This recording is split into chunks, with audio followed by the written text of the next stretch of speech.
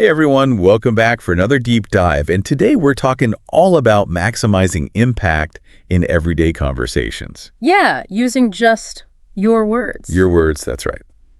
So we're going to be taking a deep dive into a guide today called 15 Great Things to Say in Everyday Conversations for Guaranteed Success. Okay, Oh. guaranteed success, huh? I know, right? A little bit much. That title, it's it's a lot. Can we really transform our communication with just a few phrases? Well, that's what we're going to be exploring today, right? Yeah, is this a bunch of BS or is this actually something?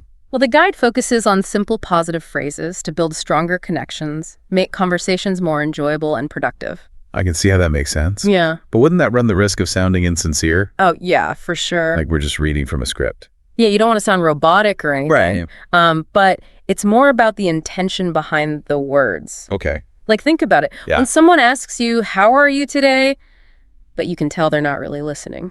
It feels impersonal, right? Cold. So it's all about being present in the moment. Okay, so you're saying like... Contact, listen attentively, be genuinely curious. So it's not the words themselves. It's more about just being an active listener. Absolutely. Okay.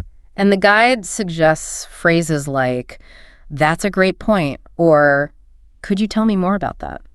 So just acknowledging what someone is saying can go a long way. Yeah, it shows you're not just waiting for your turn to speak, you're Right. actually engaged. It makes them feel heard. Yeah, and that can deepen the connection between people. You know, that actually reminds me of a conversation I had recently with a friend who was telling me about their trip to Italy.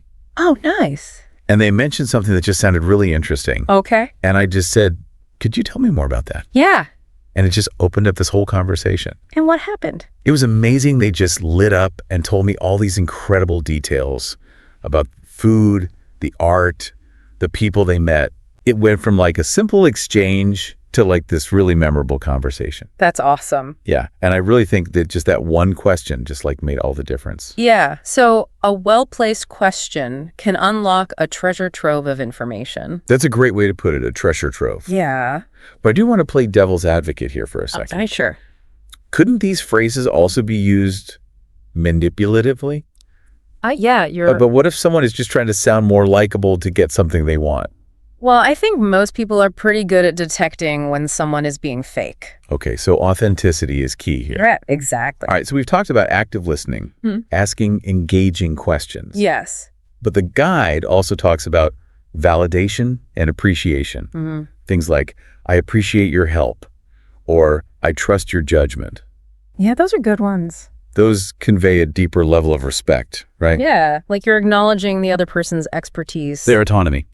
So again, it's not just saying the words, it's about understanding the deeper impact of those words. Absolutely. Like when you tell someone, I trust your judgment, it really empowers them. Yeah.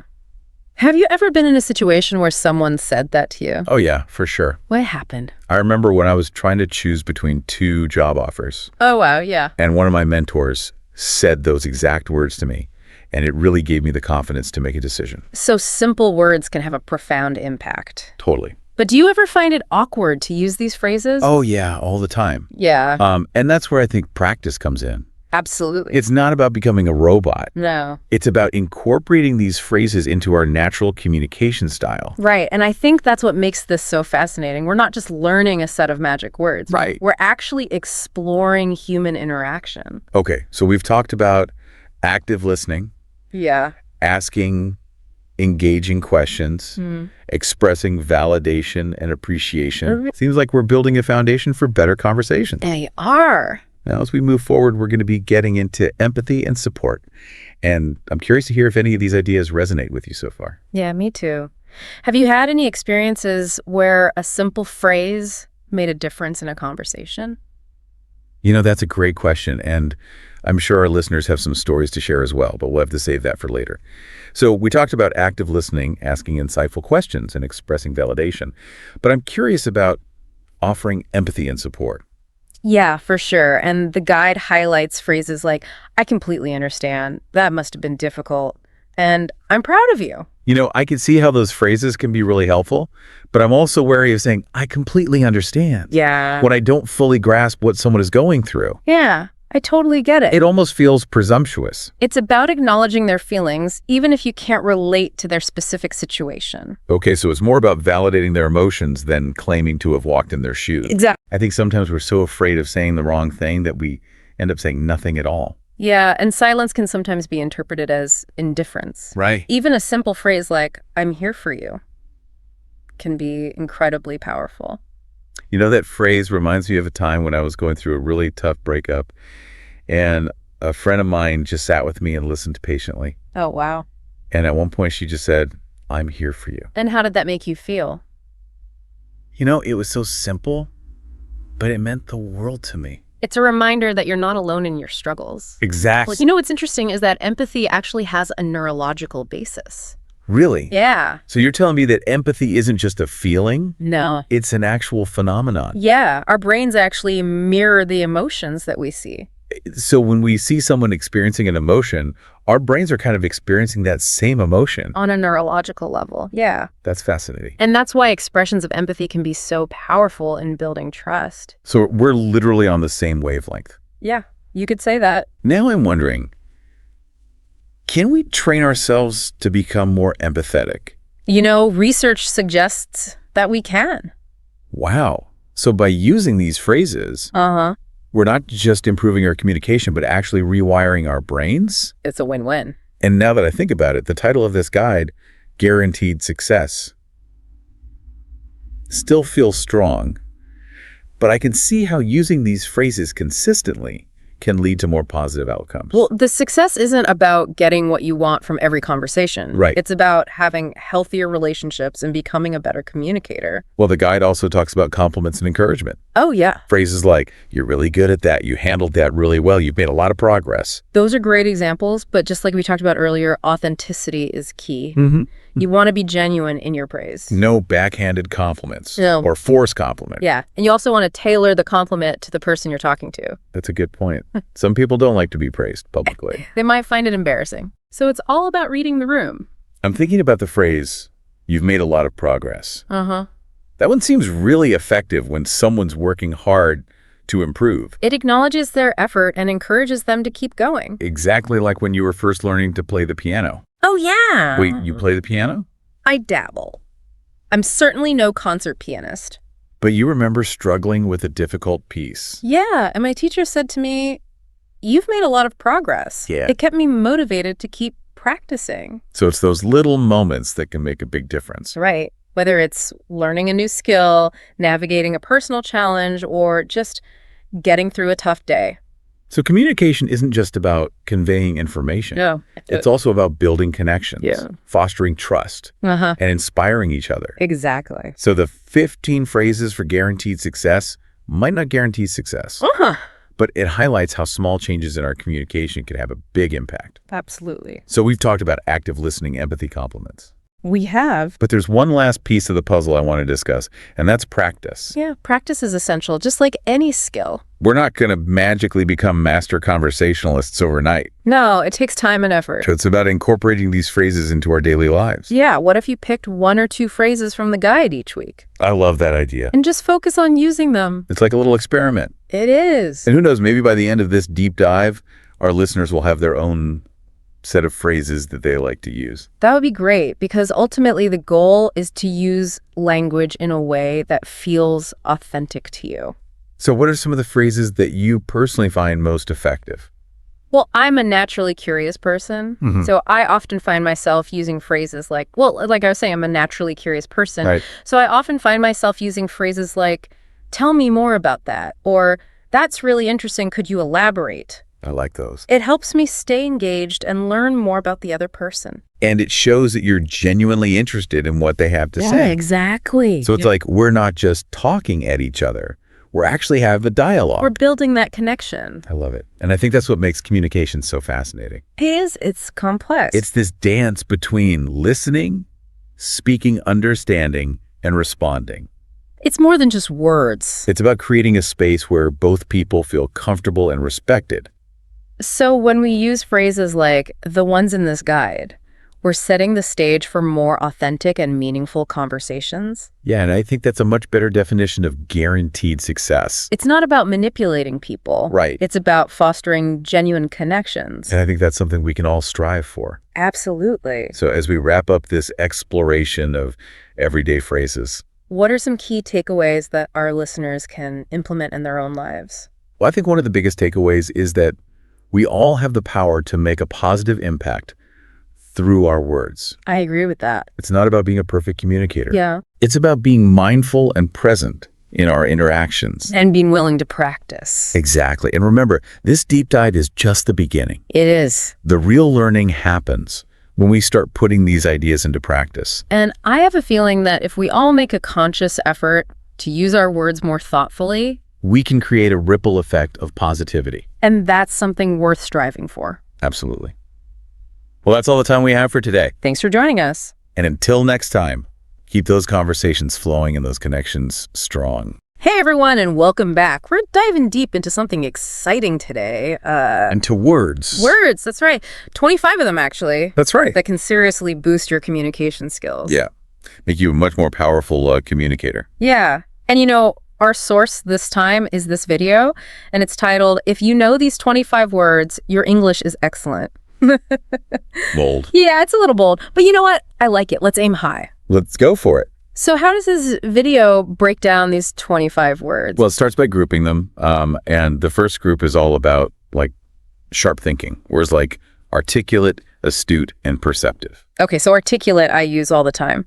When someone's a good communicator. Yeah. Astute and perceptive, though. Are those just synonyms for articulate? What's going on there? They're definitely in the same family, but there are some subtle differences. Articulate is really excelling at expressing yourself clearly, effectively, often in a verbal or written form. So you think of a skilled debater or writer who crafts beautiful prose.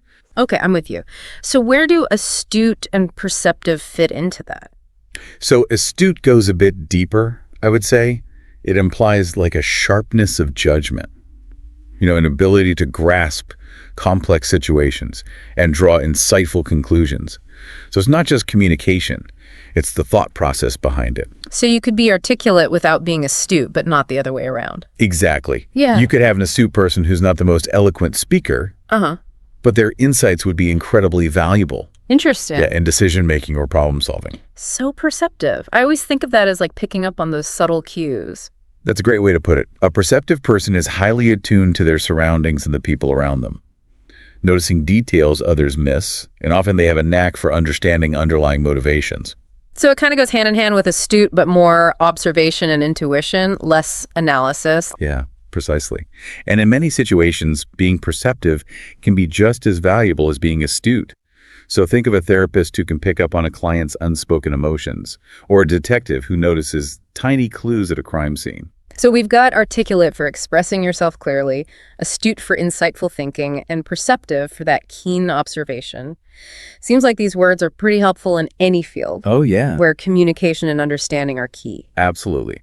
Whether you're a lawyer crafting a persuasive argument, or a scientist interpreting data, or a teacher explaining a complex concept, these are qualities that can really help you excel. This is already making me rethink how I describe people. I'm Yeah. going to be a lot more specific with my word choices going forward. I love it. Yeah. So speaking of precision, the source's next category focuses on effort and impact. Words like conscientious, diligent, fastidious, and meticulous, they all seem to relate to being detail-oriented. Am I on the right track? Yes, you are.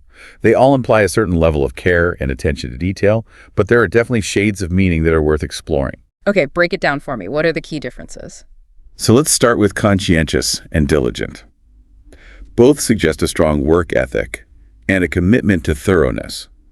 Someone who's conscientious is guided by a strong sense of duty and responsibility, takes their work seriously, and strives to do their best. I can definitely relate to that. I like to think I'm a conscientious worker, but sometimes I struggle with procrastination. Well, that's where diligent comes in. Diligence is all about consistent effort and perseverance. It's about sticking with a task even when it gets challenging or tedious. So diligent is more action, conscientious, more attitude. That's such a good way to think about it. They often go hand in hand, of course. What about fastidious and meticulous? Yeah. Just ramp up the detail-oriented factor. It do, but in slightly different ways. Meticulous suggests a very precise and careful approach, often involving a lot of planning and organization. Think of a surgeon carefully mapping out every step of a complex procedure. So meticulous equals systematic and thorough. Fastidious, though, the source gives the example of being fastidious about cleanliness. Yeah. It seems like it goes beyond just being tidy. You're right. Fastidious suggests a level of attention to detail that borders on perfectionism. Often implies a strong dislike of anything messy, imperfect, or out of place. So a fastidious person might be meticulous in their work, but they might also be very particular about their appearance, their home, even their hobbies. It's like an all-encompassing attention to detail. Exactly. Now, the important thing to remember is that these words aren't inherently good or bad. Oh, interesting. Being meticulous can be a great asset in certain professions, but it can also lead to procrastination or analysis paralysis if taken to an extreme. Right. It's all about finding that balance and understanding the context. Right, and that's what makes this deep dive so interesting. It's not just about learning definitions, it's about understanding the nuances of language and how we can use these words effectively to express ourselves. So to recap, we have conscientious for a strong sense of duty, diligent for consistent effort, meticulous for systematic thoroughness, and fastidious for a near-obsessive level of attention to detail. I'm realizing how much power lies in choosing the right word. Absolutely. And we're just getting started. I know, right? The next group of words is all about powerful communication. Words like eloquent, galvanize, and ineffable. Are you ready to dive in? Oh, yeah. Let's do it. Let's explore how these words can help us become more persuasive and impactful communicators. All right, so let's unpack these powerful communication words. Eloquent, galvanize, and ineffable, each packing quite a punch. I'm intrigued already. Eloquent always makes me think of like a speaker, who can hold an audience spellbound, like they're weaving magic with their words. Yes. Eloquent describes someone who can express themselves with such grace, clarity, and persuasion that they just captivate their listeners. It's not just about choosing like fancy words, it's about using language to create a powerful emotional connection. So I see there's a difference there. Someone could use a lot of big words without actually being eloquent if their message isn't clear or engaging. Exactly. It's the whole package. Yeah. Words, delivery, passion. Totally. So how would you say galvanize differs from eloquent? They both seem to involve influencing people. That's a good question. If eloquent is about captivating an audience, I think galvanize goes a step further and inspires them to take action. Okay. It's about sparking a fire, Yeah. motivating people to do something. Yeah. So think of a political leader who rallies their supporters to fight for a cause, or a coach who gives a pep talk that ignites their team's determination. Okay. Galvanize is about transforming words into action. Powerful stuff. All right, ineffable. That one always throws me off a bit. Yeah. What's so powerful about a word that means beyond words? That's the paradox, right? Ineffable points to the limits of language. Those experiences or emotions that are so profound, so overwhelming, that words can't capture their full essence. Like trying to describe the feeling of awe when you look up at a starry night sky. Yes. Or the overwhelming joy of holding your newborn child for the first time. Exactly. Words just don't seem big enough. Words aren't big enough. And by acknowledging the limits of language, ineffable actually adds to the power of our communication. It creates a sense of mystery, of something too grand to be fully grasped.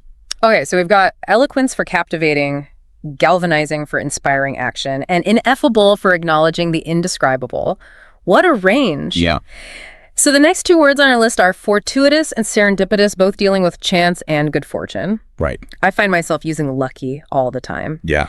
Do these words offer us a more nuanced way to describe those moments of good fortune? They do, yeah. They both involve positive, unplanned events, but there's a subtle distinction.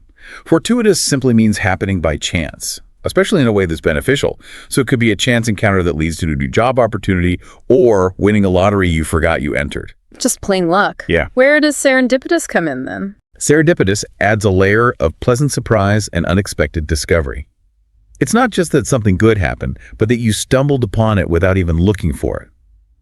So think of finding a rare antique at a flea market or meeting your soulmate while on vacation. Oh, like the universe is conspiring in your favor, right. even though... This is what makes serendipity so delightful and memorable. This makes me think of when I was browsing in a used bookstore and I stumbled upon a first edition of my favorite author's book. I wasn't even looking for it. Perfect example. Felt like fate. So tenacious and resilient. Right. I see these words used a lot to describe successful people, those who don't give up easily. Yes. Can bounce back from setbacks. What are the key differences there? So tenacious emphasizes persistence and determination. It's about holding firmly to your goals and refusing to give up, even in the face of obstacles. Think of an athlete who trains relentlessly to overcome an injury, or an entrepreneur who faces rejection after rejection, but never gives up on their dream. That never say die spirit. Right. Inner drive that keeps people going when others might give up. Exactly. Now, resilient is about the ability to bounce back from adversity. Okay. It's about adaptability and flexibility, being able to bend without breaking. Think of someone who loses their job, but quickly picks themselves up, learns new skills, and finds a new path. So tenacious is pushing forward despite challenges, while resilient is adapting to change and bouncing back from setbacks. Exactly. And both qualities are essential for navigating the ups and downs of life. You know, I'm realizing that some of these words, like tenacious and resilient, aren't just descriptive, they're aspirational. Yes. They represent qualities that we can cultivate in ourselves. That's a great observation. Learning these words isn't just about expanding our vocabulary, it's about expanding our understanding of human potential and striving to embody these qualities in our own lives. All right, we've covered a lot of ground. I know, right? We still have a few more words to explore, though. What's next on our list? Well, we've talked a lot about communication and personal qualities. Let's shift gears a bit and focus on words that describe different aspects of experience and knowledge. Sounds good to me. So what kind of words are we looking at now?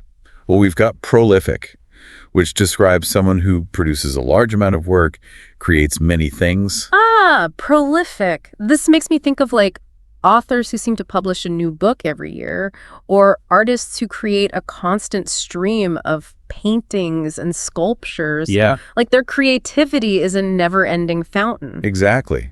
And being prolific often goes hand in hand with the qualities we discussed earlier, like diligence and meticulousness. Right. It takes a lot of effort and dedication to produce such a large volume of high-quality work. That makes me think of Mozart, composed hundreds of musical masterpieces in his short lifetime. Incredible. It's mind-boggling how Yeah. some people can be so incredibly productive. Yeah, it really is inspiring. And speaking of inspiration, another word on our list is exemplary, which describes someone who sets a great example or serves as a role model. Okay, so this makes me think of teachers who go above and beyond to inspire their students. Yeah. Leaders who embody the values they preach. Yes. It's about actions speaking louder than words. Precisely.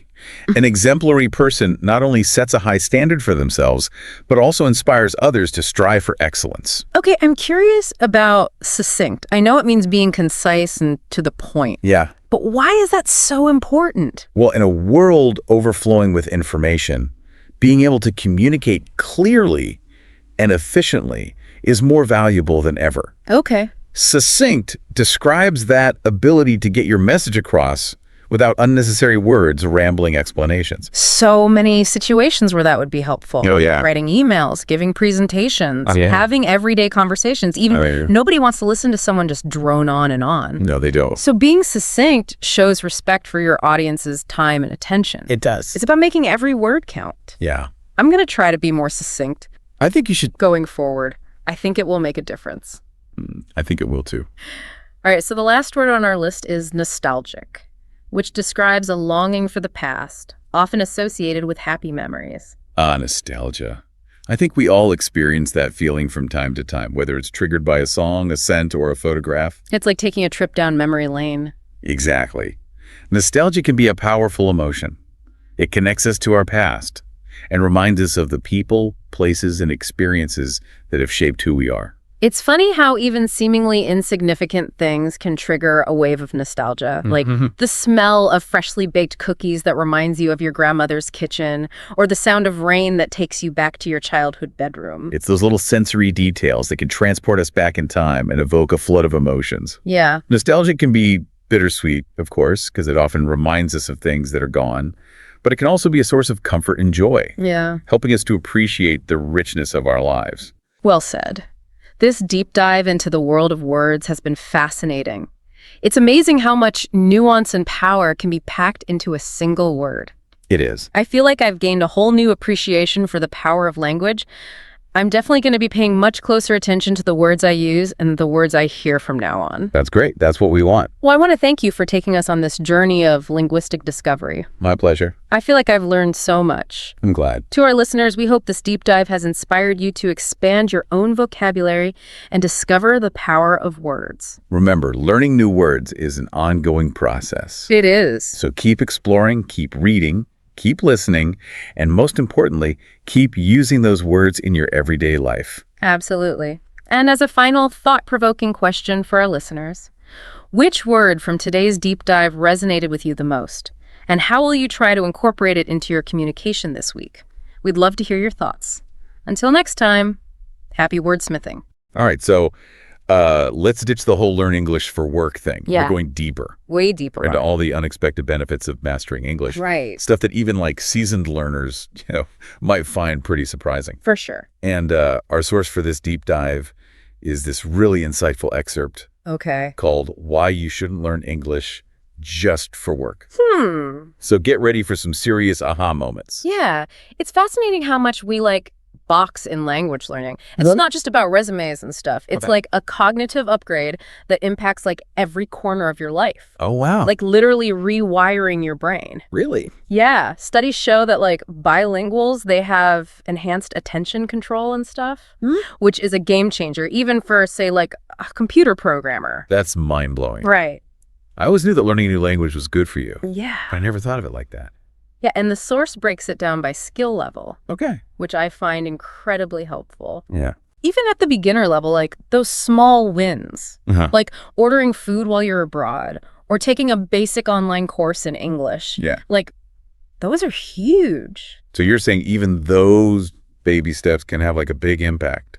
Absolutely. Wow. Think about it. You're not just memorizing phrases. Right. You're engaging with the world more directly. That's true. What stands out to you about that early stage of learning? Well, I think it's that feeling of independence. Yes. Suddenly you're not relying on someone else to translate everything for you. Ah. You know you're in control. You are. It's easy to forget that when you're struggling with verb conjugations. Exactly. And the source highlights how as you hit that intermediate level, Okay. things really open up. You can dive into global online communities. Right. Understand your favorite English language shows without subtitles. Oh, It's yeah. a whole new level of connection. Okay. I'm starting to see how this goes way beyond just the typical career advice. Right. You're not just learning English. You're opening up these new avenues for personal growth. Totally. You're participating, not just passively consuming. And as you progress, imagine engaging in nuanced conversations. Wow. Debating ideas, forming relationships with people from all walks of life. That's amazing. The confidence boost alone is transformative. The source mentions confidence quite a bit. Yeah. What's the connection there? Well, think about it. Learning a language is challenging. Yeah, for sure. Every step forward from mastering a tricky grammar rule to holding a conversation, Right. it proves to yourself that you can tackle tough stuff. Yeah. It builds resilience, a growth mindset. Right. And that's valuable in any pursuit, not just language. That's a great point. It's like that I can climb a mountain feeling, Yeah, but for your brain. exactly. And speaking of mountains, the source dives into travel, Yeah. which I know is a huge motivator for many language learners. While travel is definitely a common motivator. Right. The source argues that it's the independence gained that's truly transformative. Okay. What are your thoughts on that? Oh, I totally agree. Anyone can follow a tour guide around. Yeah. But imagine exploring a new city, striking up conversations with locals, discovering hidden gems off the beaten path, all because you can communicate confidently. Yeah. That's a different level of experience entirely. It's about going beyond the surface, experiencing a culture on a deeper level, Right. not just observing it from a tourist's perspective. And that ties back to the confidence we were talking about. Right. You're not just a tourist anymore, you're a traveler, an explorer. Exactly. Yeah. You're empowered to shape your own experience. I like that. And the source emphasizes that feeling of empowerment throughout at every skill level. That's so interesting. It's like language learning is this secret weapon for personal growth, Yeah, but most people only see the tip of the iceberg. exactly. And we're just getting started. Oh, wow. What really grabbed my attention was the source's focus on going beyond the practical benefits Okay. and diving into the realm of personal growth and broader perspectives. Now that's what I'm talking about. Tell me more. Well, it talks about developing empathy Ah. by understanding different cultures' viewpoints, Yeah, which is crucial in our increasingly interconnected world. right. It's one thing to read about a different culture, Hmm. but it's another thing entirely to connect with someone from that culture. Absolutely. Understand their perspective and see the world through their eyes. Yeah, That's real understanding. absolutely. And the source links this directly to personal growth, Okay. becoming more adaptable, more open-minded, Right. more well-rounded as a person. This is way more profound than I expected. Right. We've gone from ordering food to literally expanding our worldview. It's incredible, isn't it? Yeah, and we haven't even touched on the educational benefits yet. Oh, that's right. Okay, I'm hooked. Let's dive into that. What does the source say about education? I think we often forget that language opens up access to a whole world of knowledge. It's a gateway, like you said. Yeah. Even at a basic level, being able to follow simple instructions Uh-huh. or understand like a basic online course, Right. that can be eye-opening. You know, that reminds me of a friend who learned just enough English to take an online photography course. Wow. And it sparked this whole passion he never knew he had. Yeah, He's now winning awards for his photography. that's incredible. I know, it's amazing. It's amazing how something as simple as understanding instructions Right. can snowball into something so significant. Yeah. What's fascinating is how the source emphasizes that this educational benefit scales as your fluency grows. So what happens when you move beyond the beginner stage? Imagine this, you're at the intermediate level. Okay. You can now attend international webinars, Hmm? participate in workshops led by experts from around the world. Right. It completely changes the game, You're not just learning English anymore. right? You're learning about any topic that interests you. Yeah, Taught by the best in the field. exactly. And for those who achieve an advanced level, Okay. the possibilities become even more vast. Like what? Think about applying for international scholarships, Yeah. studying at top universities in English-speaking countries. Talk about a life-changing opportunity. Right. But even if you're not aiming for academia, the access to information itself is incredible. You're not limited to resources in your native language anymore. That's a point the source really drives home. You can read research papers, articles, books, Right. all in their original language. Wow. It removes a layer of interpretation Yeah. and allows you to engage with information directly. It's like getting a backstage pass to the world of knowledge. Exactly. So we've covered communication, confidence, travel, personal growth, education. Yeah. What else is there? There's one more point I want to highlight. Okay. And it's something that really resonated with me. The source discusses how learning English can help you become a more informed and engaged global citizen. Okay, now that's a powerful statement. Right. Tell me more. Think about it. You're no longer limited to news sources or opinions in your native language. Right. You can access information from various perspectives, Yeah. form your own opinions based on a wider range of viewpoints. It's so easy to get trapped in your own little bubble, It is. especially with the way news is curated these days. Right. Breaking free from that echo chamber and seeing different sides of a story Yeah. feels incredibly important. That's precisely what the source is getting at. Hmm. It's about developing critical thinking skills, Right. discerning fact from fiction, Uh-huh. and understanding the complexities of global issues. So I'm seeing now how all of these benefits connect. Yeah. It starts with basic communication, Mm-hmm. then builds confidence, Mm-hmm. opens doors to travel and education, Right. broadens perspectives, and ultimately empowers you to engage with the world on a whole new level. That's the beautiful journey this excerpt takes us on. Yeah. It dismantles the limited view of language learning as just a career tool Right. and reveals its potential to transform our lives from the inside out. This has been a real eye-opener. Hasn't it? I'm starting to think of fluency in English less like a skill to acquire Mm-hmm. and more like a key to unlocking a whole new version of myself. And to think we're just scratching the surface here. Wow. There's so much more to uncover.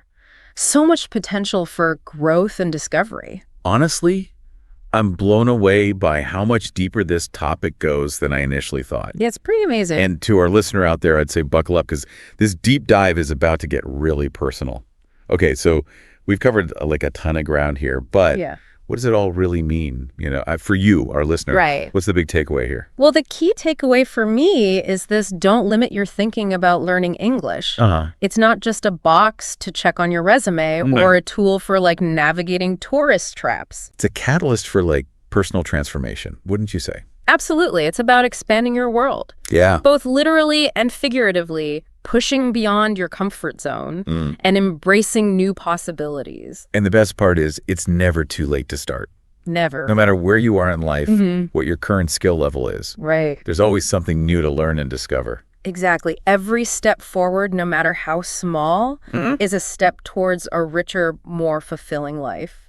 This excerpt really hammered home the point that learning English is an investment in yourself, Yeah. an investment in your future. An investment that pays dividends in ways you might never have imagined. Okay, I have to ask. Yeah. If fluency in English could unlock one door in your life right now, which would you choose and why? That's a great question. I think for me, it would be the ability to delve deeper into different cultures Okay. through their literature and films, Wow. to experience those stories in their original language Right. without any filters or translations. Right. Wow, that's beautiful. And it speaks to the heart of what we've been discussing today. Yeah. This idea of connecting with the world on a deeper level. It's about understanding, appreciating, and embracing the richness and diversity of human experience. Well said. I feel like we've really cracked open this topic and uncovered so many hidden gems. We have. I know. And this is just the beginning. Right. I encourage you, our listener, to keep exploring, keep learning, keep pushing those boundaries. There's a whole world of knowledge, experiences, and connections out there waiting to be discovered. So go forth and learn, my friends. Yes. Embrace the journey and see where it takes you. Until next time.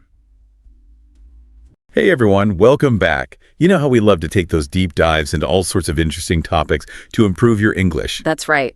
Well, this time, we're all about boosting your vocabulary. Yeah, we found this awesome guide all about advanced speaking tips in English. And we're zeroing in on adjectives today. Powerful adjectives, ones you can really use to make an impression. Exactly. So get ready to go from good to astounding and pretty to exquisite, because we're going to break down not just what these words mean, but when and how to use them like a pro. It's going to be good. Okay, let's jump right in. The first word that caught my eye in this guide is astounding. And they define it as causing amazement, bewildering. But how is that different from just saying something is surprising? Well, think about it this way. Astounding has this sense of being completely blown away. Oh, I see. Like you're just speechless. Right, like if you saw the Northern Lights for the first time, or, like a massive waterfall. Exactly. Astounding has this root that goes back to the idea of being stunned or dazed. Wow, that's a much stronger image than just surprised. Absolutely. It really amps up the level of amazement. Okay, I'm sold. Astounding it is. So what about exquisite? The guide says it means extremely beautiful and delicate. This one is all about refinement. Refinement. Yeah. Think about something that's not just beautiful, but like carefully crafted Ah, okay. with incredible attention to detail. So like a handmade, intricate piece of jewelry. Exactly. Or a perfectly prepared gourmet meal, maybe. Yeah, you're right. Those are both definitely exquisite. Okay, next up we have pivotal. The guide says it means of crucial importance in relation to the development or success of something else. I always think of a hinge when I hear pivotal. A hinge. Yeah, like on a door. It's Oh. small, but the whole door swings on it, right? So. Same with a pivotal moment. Okay, so it's like that one decision or event that changes everything. Exactly, like a historical turning point. Got it. Okay, how about ingenious? And that's a fun word. I know, right? It makes me think of some kind of brilliant inventor. Well, yeah, it implies cleverness, resourcefulness, originality. So it's not just being smart, it's like coming up with creative solutions to problems. Exactly. Like, remember when we talked about that guy who built a working airplane out of bamboo? Oh, yeah. That was amazing. Totally ingenious, Okay. right? Okay, let's see. What do we have next? Ooh, profound. This one's deep. Yeah, deeper than just deep, I think. Definitely. It's about having a deep and lasting effect on you. So like reading a book that totally changes your perspective on life. Exactly. Or having a conversation that makes you rethink everything you thought you knew. I have had a few of those. All right, diligent. I feel like I don't hear this word enough these days. It's a good one, though. It really emphasizes steady, earnest, and energetic effort. So more than just working hard, it's about being dedicated and thorough. Definitely. Okay, You know, putting in the time and effort to get things done right. I can appreciate that. Okay, last but not least, we have resourceful. I think this one is super important, especially today. I agree. What do you think makes someone truly resourceful? Well, they're able to think on their feet and find clever ways to solve problems, even when things get tough. And probably not afraid to try something new. Absolutely. They can adapt to different situations and use whatever they have at their disposal to make things work. Like that one friend we all have who can fix anything with duct tape and a paperclip. Exactly. That's amazing. Well, we covered a lot of ground today, didn't we? So to wrap things up, what's the one thing you really want our listeners to take away from this deep dive into powerful adjectives? I think the biggest thing is to just be more aware of the words you're using, I like that. because the right words can have such a powerful impact, They really can, not just on how you express yourself. but also how people perceive you. Exactly. So for all our listeners out there, I have a challenge for you. Ooh, I love a challenge. Pick just one of these awesome adjectives we talked about today and try using it in a conversation sometime this week. Yes, And just notice how it feels, how it changes things. I bet you'll be surprised. Absolutely. And hey, maybe you'll even inspire someone else to up their vocabulary game. Spreading the word power. That's what we're all about. All right, everyone. Until next time, keep learning, keep practicing, and keep those conversations flowing. Bye, everyone. See you later. Ever get the feeling that like everyday language is hiding secret stories? Well, buckle up, because in this deep dive, we're going to uncover the surprising origins of some of your favorite English idioms. Okay. You know, those sayings that color our conversations, like spill the beans. What's fascinating is that these phrases aren't just quirks of language. Right. They're like little time capsules offering glimpses into history and culture Ooh, I like that. Time capsules. and even human psychology. All right, so let's crack open a few of these time capsules. Yeah. And what better place to start than with a phrase you might use at, say, a painfully awkward networking event? Oh, I've been there. What's the real story behind breaking the ice? So imagine you're a ship captain, like centuries ago. Okay. It's the dead of winter, your route is frozen solid, and the only way forward is to literally, smash through the ice. Oh, wow. That act of carving a path through a frozen barrier, that's the original breaking the ice. Wow, so every time I try to strike up a conversation with a stranger, I'm basically a fearless icebreaker captain battling the Arctic? You got it. I like that. That's a much cooler way to think about small talk. But how did we go from ships to social situations? Well, it's a fascinating example of how physical actions can morph into metaphors for social dynamics Okay. that need to create a pathway, Yeah. overcome an obstacle. It applies whether you're sailing a ship or navigating a room full of strangers. Okay, this next one always makes me cringe a bit, Oh, and I have a feeling I know why. Bite the bullet. okay. Tell me, is it as gruesome as it sounds? You have no idea. Well, Before the days of anesthesia, battlefield surgeons had to get creative with pain management. yeah, I bet. And often that meant giving their patients something to bite down on during these agonizing procedures. Oh, gosh. A piece of leather, a stick, or, yes, even a bullet. Ouch, talk about a tough situation. It makes you realize just how much we take modern medicine for granted. But how did something so brutal become a saying for facing difficult situations?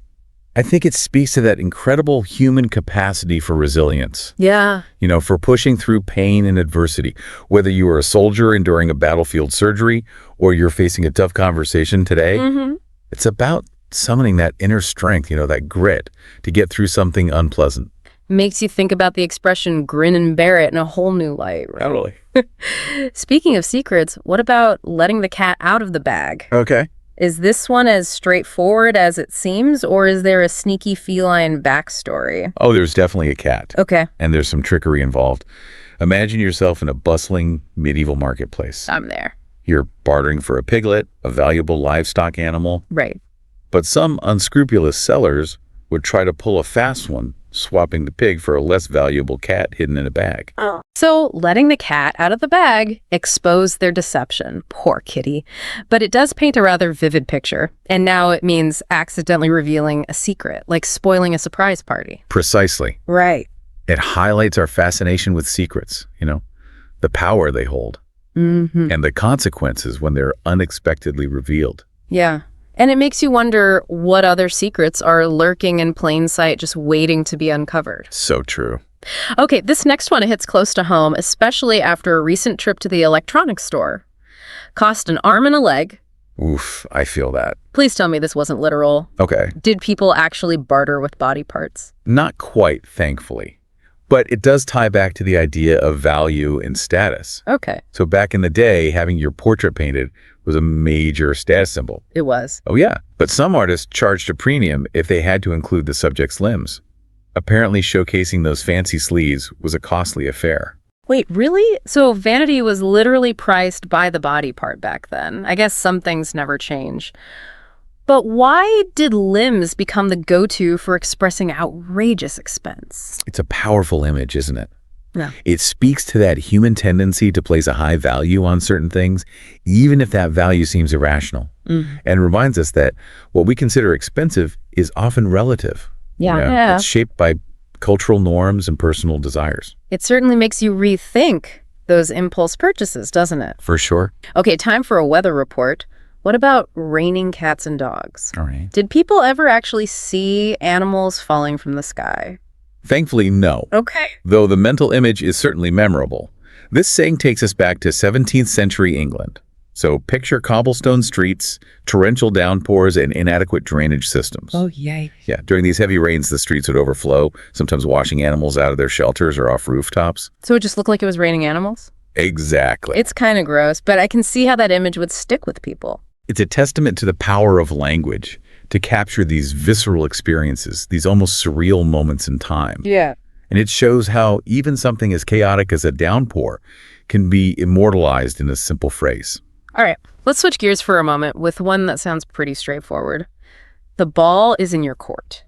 Okay. Did this one actually come from the tennis court? It did. Really? And it's one of the more literal idioms we use. Just like in a tennis match, the responsibility to act shifts depending on where the ball lands. So when we say the ball is in your court, we're essentially acknowledging a shift in responsibility, like I've done my part. Exactly. Now it's up to you to make a decision or take action. It's all about clear communication and knowing when it's your turn to step up. Exactly. And just like in tennis, there's a certain strategy involved, knowing when to serve, when to return, and when to wait patiently for the next move. Okay, I'm dying to know about spill the beans. This one has always made me picture someone literally spilling a bowl of beans to reveal a secret. Was that actually a thing? Believe it or not, yes. No way. The ancient Greeks used beans for voting, white beans for yes, black beans for no. So if someone accidentally or intentionally knocked over the voting container. Well, there goes the element of surprise. The beans were spilled and everyone knew the outcome. Talk about a voting security breach. But how did this very specific bean-related incident become a general term for revealing secrets? Well, I think it speaks to that universal human struggle with keeping secrets and managing sensitive information. And it reminds us that even the most carefully guarded information can be unexpectedly revealed, sometimes with dramatic consequences. You know, it's amazing how these seemingly simple phrases are like packed with so much history. Right. It's like each idiom is a little window into a different time and place. It really is. And the more you explore these origins, the more you realize just how interconnected language and culture truly are. Okay, I'm ready for more. What about steal someone's thunder? That one always makes me think of dramatic pronouncements and maybe a little bit of mischief. Well, it is a bit theatrical. This idiom takes us back to the 18th century London theater scene. Oh, wow. A playwright named John Dennis invented a new sound effect for his plays. A thunder machine, if you will. Okay. Unfortunately, his play was a flop. Oh, no. That's rough. Did someone literally steal his thunder machine? Not quite, but something even worse. A rival playwright copied Dennis's thunder machine for his own production, which became a smashing success. Oh, no. Dennis was furious, accusing his competitor of stealing his thunder, both figuratively and literally. So it started as a very specific complaint about a stolen sound effect, Yeah. but evolved into a broader idea of taking credit for someone else's idea or achievement. Exactly. And it's a reminder that even in the world of creativity and innovation, there are ethical considerations. Right. Giving credit where credit is due is important, whether it's a groundbreaking invention or a simple idea shared among colleagues. Makes you think twice about borrowing ideas, doesn't it? Okay, this next one brings to mind a boxing match. Throw in the towel. It seems pretty self-explanatory, but I bet there's more to it. You're right. This one is connected to a very specific physical action. Okay. Imagine a boxing match where one fighter is clearly outmatched their corner man.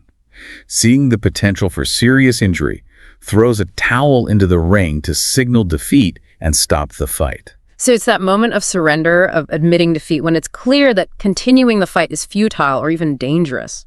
It's about knowing when to step back and reassess. Precisely. And while it might seem like a sign of weakness, throwing in the towel can actually be an act of strength and wisdom.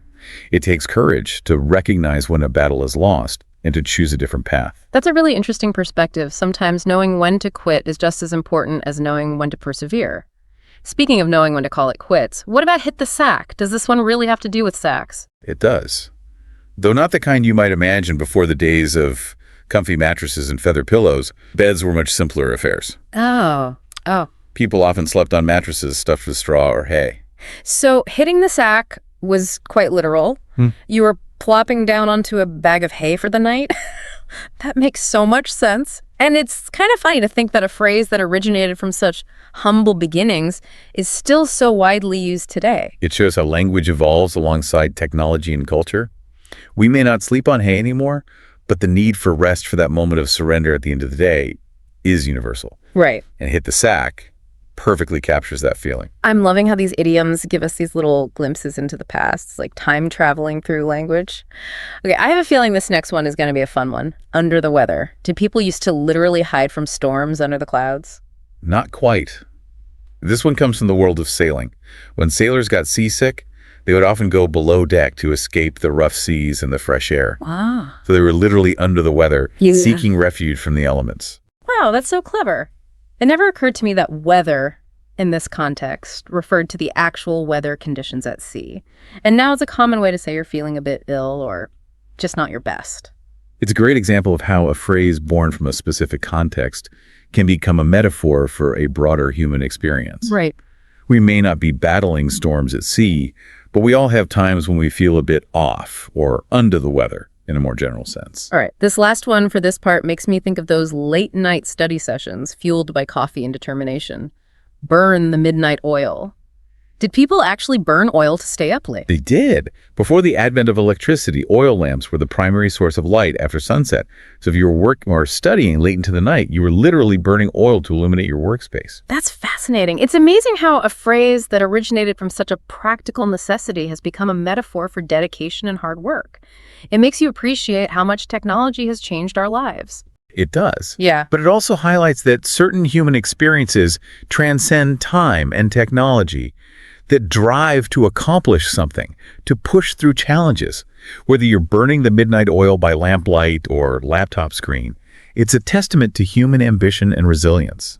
It's incredible how these idioms we use every day are like these secret messages from the past. That's all right. Who knew that like such simple phrases could unlock so much history and culture? It's a testament to the power of language, you know? Yeah. These sayings may have originated centuries ago, but they still resonate with us today because they tap into these universal human experiences. The need to connect, to overcome challenges, to, make sense of the world around us. It's like each idiom is a little puzzle piece. And once you understand where it came from, it fits perfectly into this larger picture of human history and the evolution of language. That's a great way to put it. And what's so fascinating is that this puzzle is constantly expanding. Right. New idioms are being created all the time, reflecting the changing world we live in. Who knows what sayings will be puzzling future generations? That's a really interesting thought. It makes you wonder what our everyday phrases will reveal about us to people centuries from now.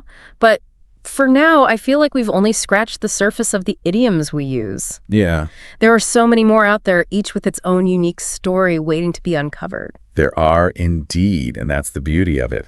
You can keep exploring, keep digging deeper into the language you use every day. You might be surprised by what you find. So to all you listeners out there, we challenge you to start paying closer attention to the idioms you use. Don't just take them at face value. Yeah. Do a little research, ask questions, and see what hidden treasures you can unearth. And remember, language is a living thing. It's constantly evolving, adapting to new technologies and cultural shifts. So keep your ears open for new sayings, new ways of expressing ourselves. Right. Who knows, you might even coin the next spill the beans or bite the bullet. That's a great point. Well, we've had a fantastic time exploring the origins of these quirky and fascinating idioms.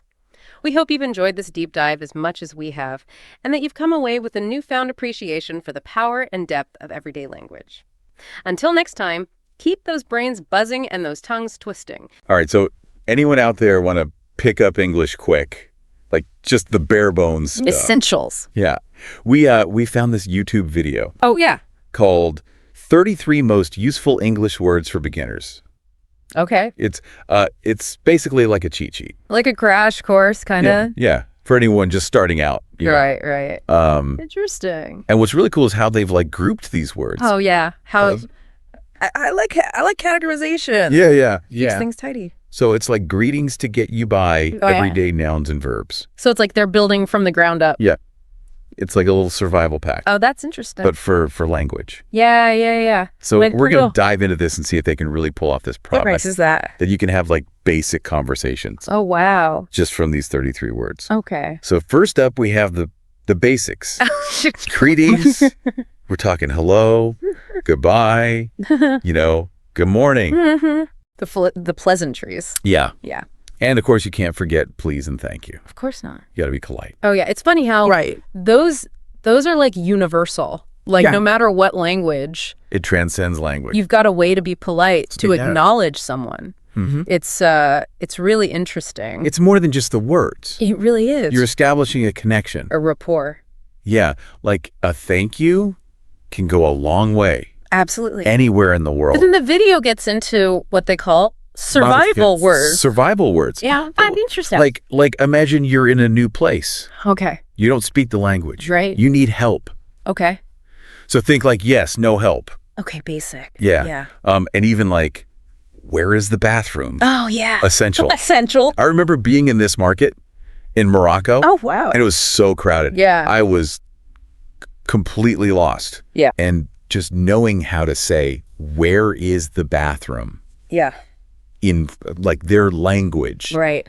was a lifesaver. Oh, yeah. I bet. Oh my gosh. It's amazing how those like simple phrases can suddenly feel so crucial. Absolutely. Right. Yeah. But the video doesn't stop there. No, they keep going. They dive into common nouns like food, money, time. I mean, we use these all the time. But are they really the key That's what I was thinking. to unlocking deeper conversations like they're suggesting? Yeah, because I was thinking like, Yeah. wouldn't it be more interesting to Like, start with verbs? oh. Like to describe actions Okay. or even feelings, Yeah, that's a good point. But I think we should give them the benefit of the doubt Okay. and see where they go with it. Fair enough. Let's hear them out. Okay. All right. So after nouns, Mm-hmm. they move on to verbs. Okay. Makes sense. Yeah. Eat, drink, go, come, The action. all the actions. Yeah. And what's really cool Yeah. What's that? is they emphasize using different tenses, Ah. like went versus going. Oh, that's a good one. Right. Yeah. That's something a lot of beginners trip up on. Oh, for sure. For Yeah. sure. Because mastering those verb tenses Yeah. lets you talk about the past, present, future. Right. Adds a whole new dimension to how you express yourself. It's like time travel. Yeah. But Yeah. language needs more than just actions. Okay, what else does it mean? It needs some flavor. Ah. It needs some, spice. yeah. So that's where adjectives come in, Right. according to the video. Okay. Words like good, bad, big, small, Mm-hmm. all those ways to describe things. Right. And inject some feeling into what you're saying. Inject some emotion. Yes. It is fascinating how just one adjective Oh, yeah. can completely change the tone of a sentence.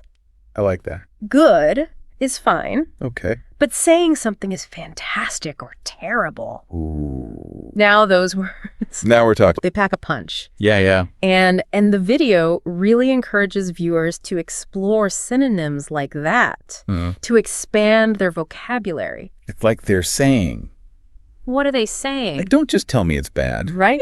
Tell me how W bad. Exactly. Now, I'm curious. Ah. What do you think about their choice of adjectives? Okay. Are those really the most essential ones to learn first? That is a good question. Yeah. While those are certainly common, I wonder if prioritizing adjectives related to emotions Okay. might be more impactful. Interesting. Think about words like happy, sad, excited, scared. Okay. Those tap into a deeper level of communication, Yeah. allowing you to express how you feel and connect with others on a more personal level. Yeah, you're right. Those definitely seem more powerful Yeah, than big or small. Yeah. You put it that way. for sure. Okay. So Okay. we've got nouns, Got it. verbs, Let's adjectives. What's missing? What is missing? questions. Ah, the question mark. Yes. Okay. They're the key to unlocking information. Right. And, like the video suggests having deeper conversations. Okay. What, where, when, why, how. Imagine trying to navigate a new city without those. Yeah, that's a good point. I've been there. Oh, yeah. Not fun, Yeah. but it's more than just getting directions. Right. Those question words are Yeah. the starting point for learning about anything, right? Yeah, It's how we satisfy our curiosity, totally. explore the world around us. And just like with the other word categories, Yeah. these questions can lead to so many different conversations. Oh, I bet. Like just starting with where Okay. could lead you to discussions about travel, Oh, yeah. history, culture, who knows? Right. It's really exciting. Very exciting. But before we get too carried away, Yeah. let's take a little pause and we'll come back for part 2 of this deep dive. Sounds good. Welcome back. Ready to go a bit deeper with this idea. Yeah. Are 33 words really enough for real conversations? I mean, it's a big claim, Right. but But they're thinking big. Yeah. So one thing they emphasize is like context. context. Okay. Like just taking the word good can mean so many different things. Oh, yeah, for sure. It all depends on how you use it. Right. Good could describe food, Yeah, a person's character, exactly. even the weather. Yeah. Like, it all You depends. can't just memorize definitions. Right. You got to understand how it works, Yeah. how the word functions In a sentence. in a real life situation. Yeah. So that's where practice comes in. Practice. Okay. They talk about using these words in everyday conversations. Right. Maybe even doing like role play. Oh, like little scenarios? Yeah. To get comfortable. I like that. I actually did that when I was learning Spanish. It Right. felt so silly, but it really helped. That makes sense. Yeah. When you use the words in context, you start to Yeah. internalize the nuances Yeah. and you build confidence. We get that confidence. And it doesn't always have to be formal practice either. Oh, that's true. They also mention listening for these words, Okay. like in real conversations, Oh, yeah, yeah. like movies or TV shows, Okay. like passive learning, Right. Right. but you're still absorbing the language. That's a good point. Right. Yeah, we're surrounded by opportunities to learn, We are, even when we don't realize it. all the time.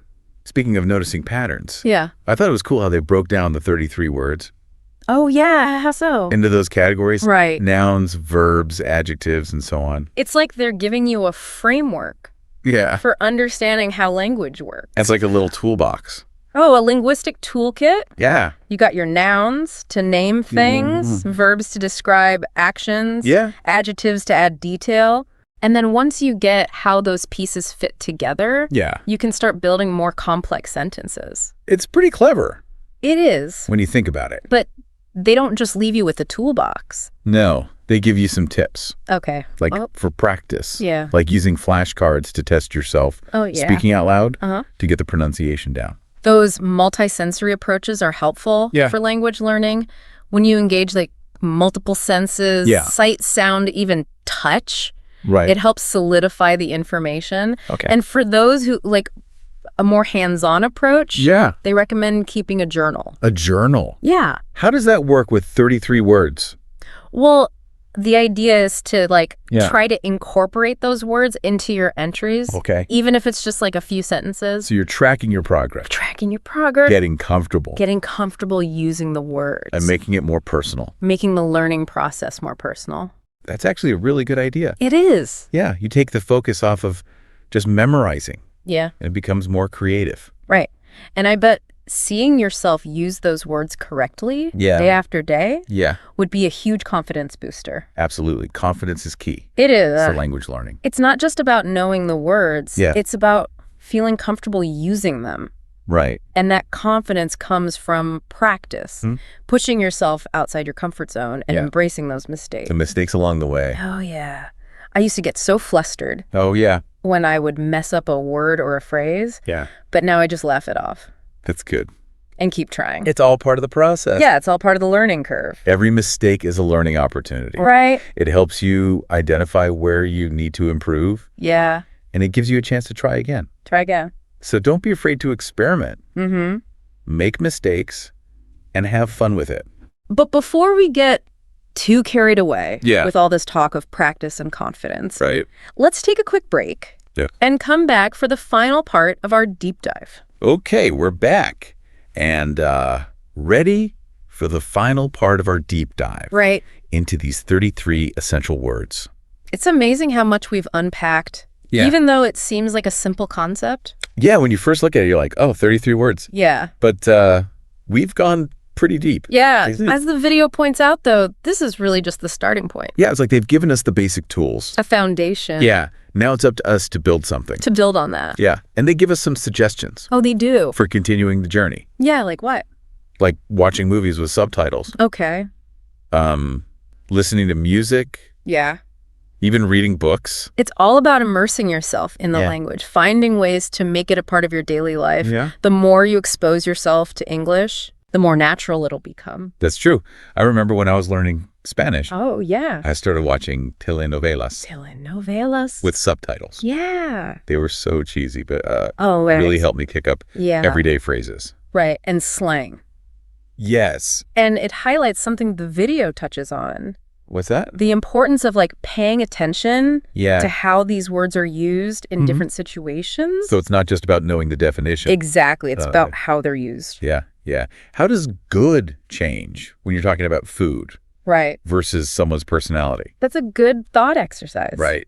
It forces you to think beyond the basic definition. Consider the nuances Yeah. of how a word can be used. I like that. Right. Yeah, it's developing a deeper understanding Deeper understanding. of how language works. Yeah. And speaking of nuances, Okay. I was impressed by how the video encouraged viewers to think about the emotional weight behind certain words. Oh, yeah, like happy and sad. Yeah, not just happy and sad, Yeah. but all those shades of emotion. Like was delighted versus content. Yeah, those convey different levels of happiness. Right. Exactly. And being able to express Yeah. those subtle differences in feeling It's huge. is a key part of effective communication. Yeah. It lets you connect Yeah. on a deeper level. Don't just tell me you're happy. Yeah. Tell me what kind of happy you are. Exactly. Yeah. And that brings us back to what we talked about earlier. What's that? The power of language. Oh, the power of language. To connect us. To connect. To understand each other. To build bridges. Yes. It is remarkable when you think about it. It is. These 33 words,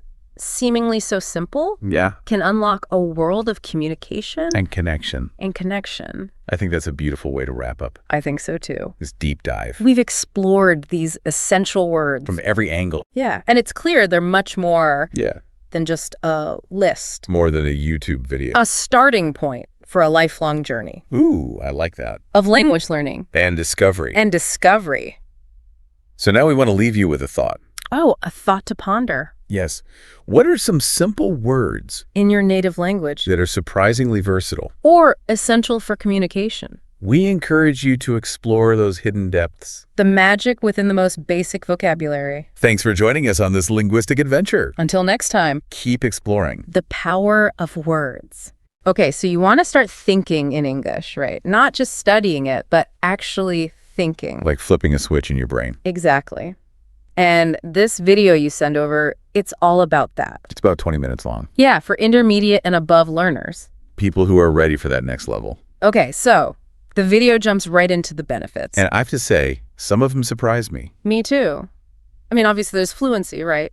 Words just come out easier when you're not translating in your head. But it goes deeper than that. Way deeper. Like the video argues that thinking in English actually improves your comprehension overall. It's like you develop an intuition for the language. Oh, that's good. Like you said, it really is like flipping a switch in your brain. You're not just memorizing rules anymore. You're actually feeling the language, the rhythm of it. That's a great way to put it. So how do we actually do this? How do we flip that switch?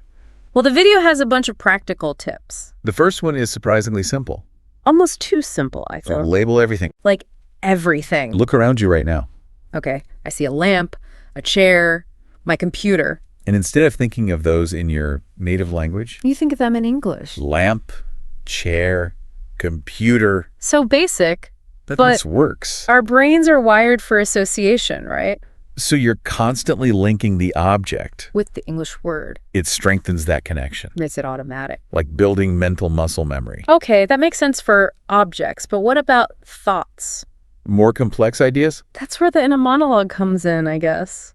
Talking to yourself in English. Ooh, that sounds a little... Weird. Yeah, a little weird. It is at first. Our native language is just so automatic, you know? It's the default. But the video says that the more we catch ourselves slipping back, And consciously choose English? the stronger that English brain gets. Exactly. So it's about being mindful Catching those thoughts as they pop up. and reframing them in English. The video gives some good examples. Like what? Imagine you're washing the dishes. Okay, I do that a lot.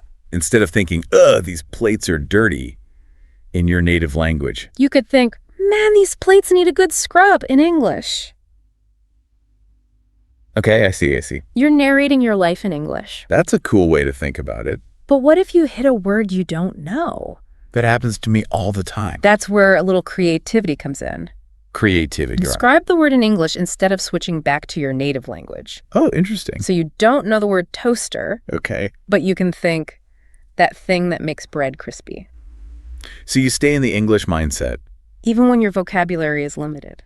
That's really clever, actually. It keeps the flow going. So we've got labeling and inner monologue. What else could there be? Well, the video also talks about immersion, Surrounding yourself with the language as much as possible. like reading English books, Yes. And articles, websites, anything you enjoy. listening to English music. Podcasts, movies, the news, anything. Okay, but doesn't that feel like work? It shouldn't. Even if we enjoy the content, it still takes effort. That's why choosing something you genuinely like is so important. So you're not just forcing yourself to study. You're actually enjoying the experience, Makes sense. and you're absorbing the language naturally. But what about different types of content? What do you mean? Like, is reading a novel better than scrolling through social media, for example? That's a good point.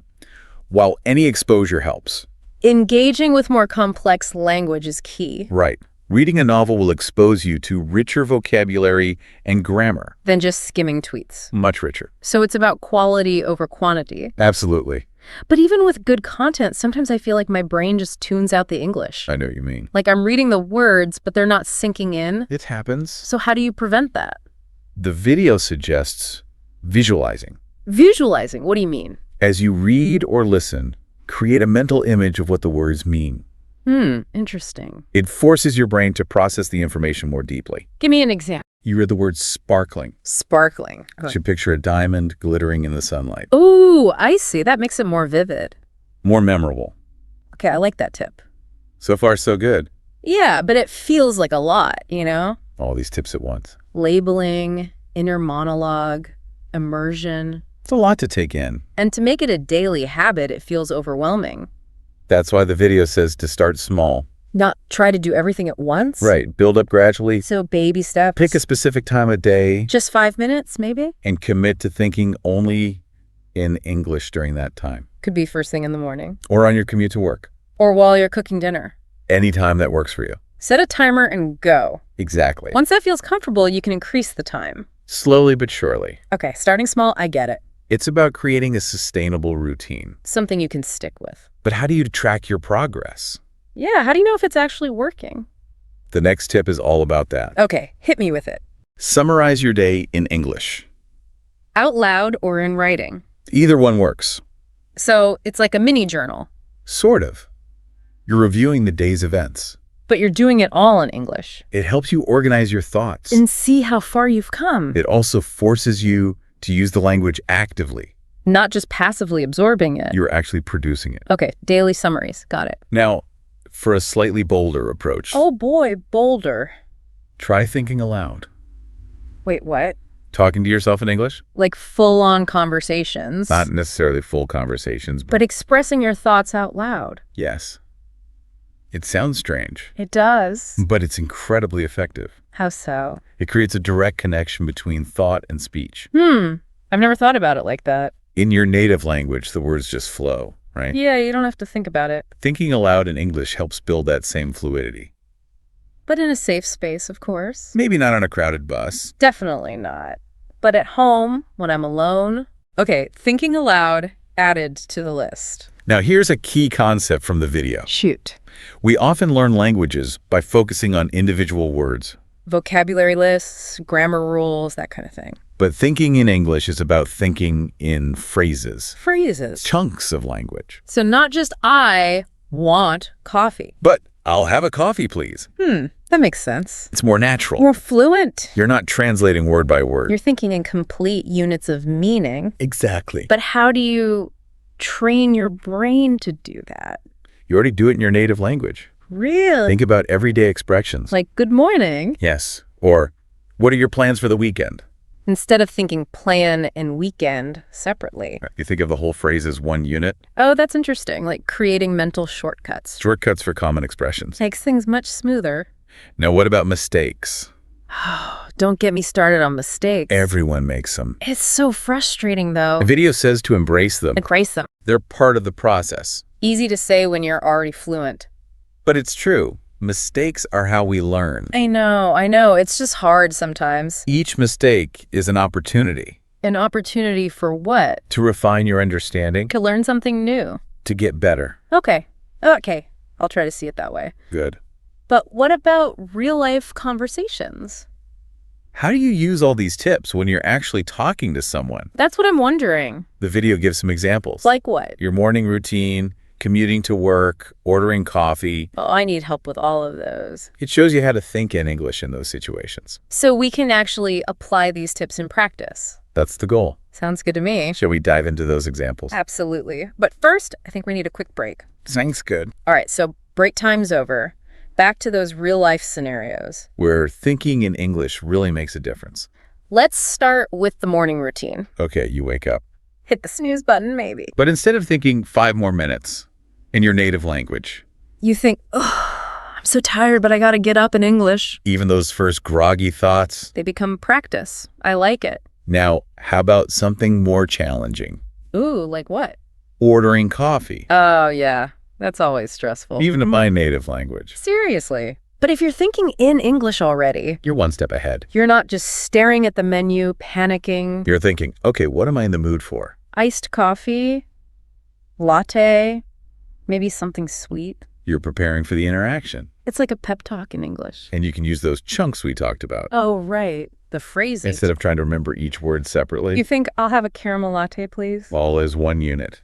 My brain is starting to hurt just thinking about all this. It's a lot to process. But I'm seeing the bigger picture now. It's about more than just vocabulary and grammar. It's a whole different way of thinking. New mindset. Okay, so we got to start small, right? One step at a time. But how do we know if it's working? What are some signs that our English brain is getting stronger? Good question. Well, do you find yourself translating less? That would be a good sign. What about your fluency in conversations? Has it improved? Do the words come more naturally? I guess I'd have to pay attention to that.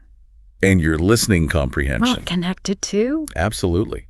When you're thinking in English, It's easier to understand spoken English. your brain is already in that mode. Wow, this is pretty amazing stuff. It's changing your relationship with the language, Not just improving specific skill. but transforming how you interact with English overall. Oh, okay, but let's be real. This takes time, right? It's a journey. Not a quick fix. The video makes that very clear. There's no magic bullet. It's consistent effort and practice. What about those moments when you just feel stuck? We all hit those walls. Like you're not making progress. That's where low pressure practice comes in. Oh yeah, we talked about that before. Finding a language exchange partner. Or recording yourself speaking. Why are those so important? Yeah, why not just jump into challenging conversations right away? Because it's about creating a safe space To experiment, make mistakes, without feeling judged so you can build confidence. before you tackle those tougher situations. I see. So it's like training wheels for your English brain. Exactly. But finding a good language partner can be tricky. Any advice on that? Look for someone with similar goals and proficiency level So you can learn together. and support each other. There are websites and apps for that, right? Tons of them. What about recording yourself speaking? That's a great way to practice too. I'm always so awkward when I hear my own voice. It's normal to feel self-conscious. Any tips for making it less scary? Start with a familiar topic. Something you're comfortable talking about. Don't worry about being perfect. Just focus on speaking naturally. And then listen back and see how you did. Identify areas for improvement. It's a valuable learning tool, Plus, you get used to hearing yourself speak English. which can boost your confidence. Okay, this is all making sense. We've covered a lot of ground today, From labeling our surroundings to recording ourselves speaking. but there's one final message in the video. A takeaway for our listeners. A reminder that small steps lead to big results. So even if it feels overwhelming, Just focus on one thing at a time. and be patient with yourself. Consistency is key. Don't expect to be fluent overnight, It's a marathon, not a sprint. but the more you practice, The easier it will become. until it becomes second nature. Like flipping a switch in your brain. We've come full circle. So, are you ready for that final question? Hit me with it. So what's the one thing our listeners should focus on this week? If they could only pick one strategy, what would it be? That's tough. They're all so helpful. I know, right? But if you had to choose, Just one. I'd say start with the inner monologue. really, inner monologue, Yeah, it's like the foundation. the basis for everything else. Exactly. It's training your brain to think in English automatically. Even before you open your mouth. You're building that habit. Okay, so listener, your challenge this week, Pay attention to your thoughts catch yourself thinking in your native language. and make that switch to English. See how it feels. Does it get easier? Do you notice a difference? Let us know. And remember, don't get discouraged. It takes time. Be patient. Celebrate the small wins. Keep that English voice going in your head. You got this. This has been amazing. So many great tips. It's all about changing your mindset. Seeing English as more than just a subject to study. It's a language to live in, To think in, to dream in, to experience the world in. and this deep dive. It's just the beginning. So keep practicing, keep exploring. And most importantly, keep thinking in English. Until next time. Hey everyone, and welcome to another deep dive, this time into the world of American versus British English. Ooh, that's a good one. Yeah, and we're going to go beyond just the basic, the stereotypical stuff that you always hear about. Right.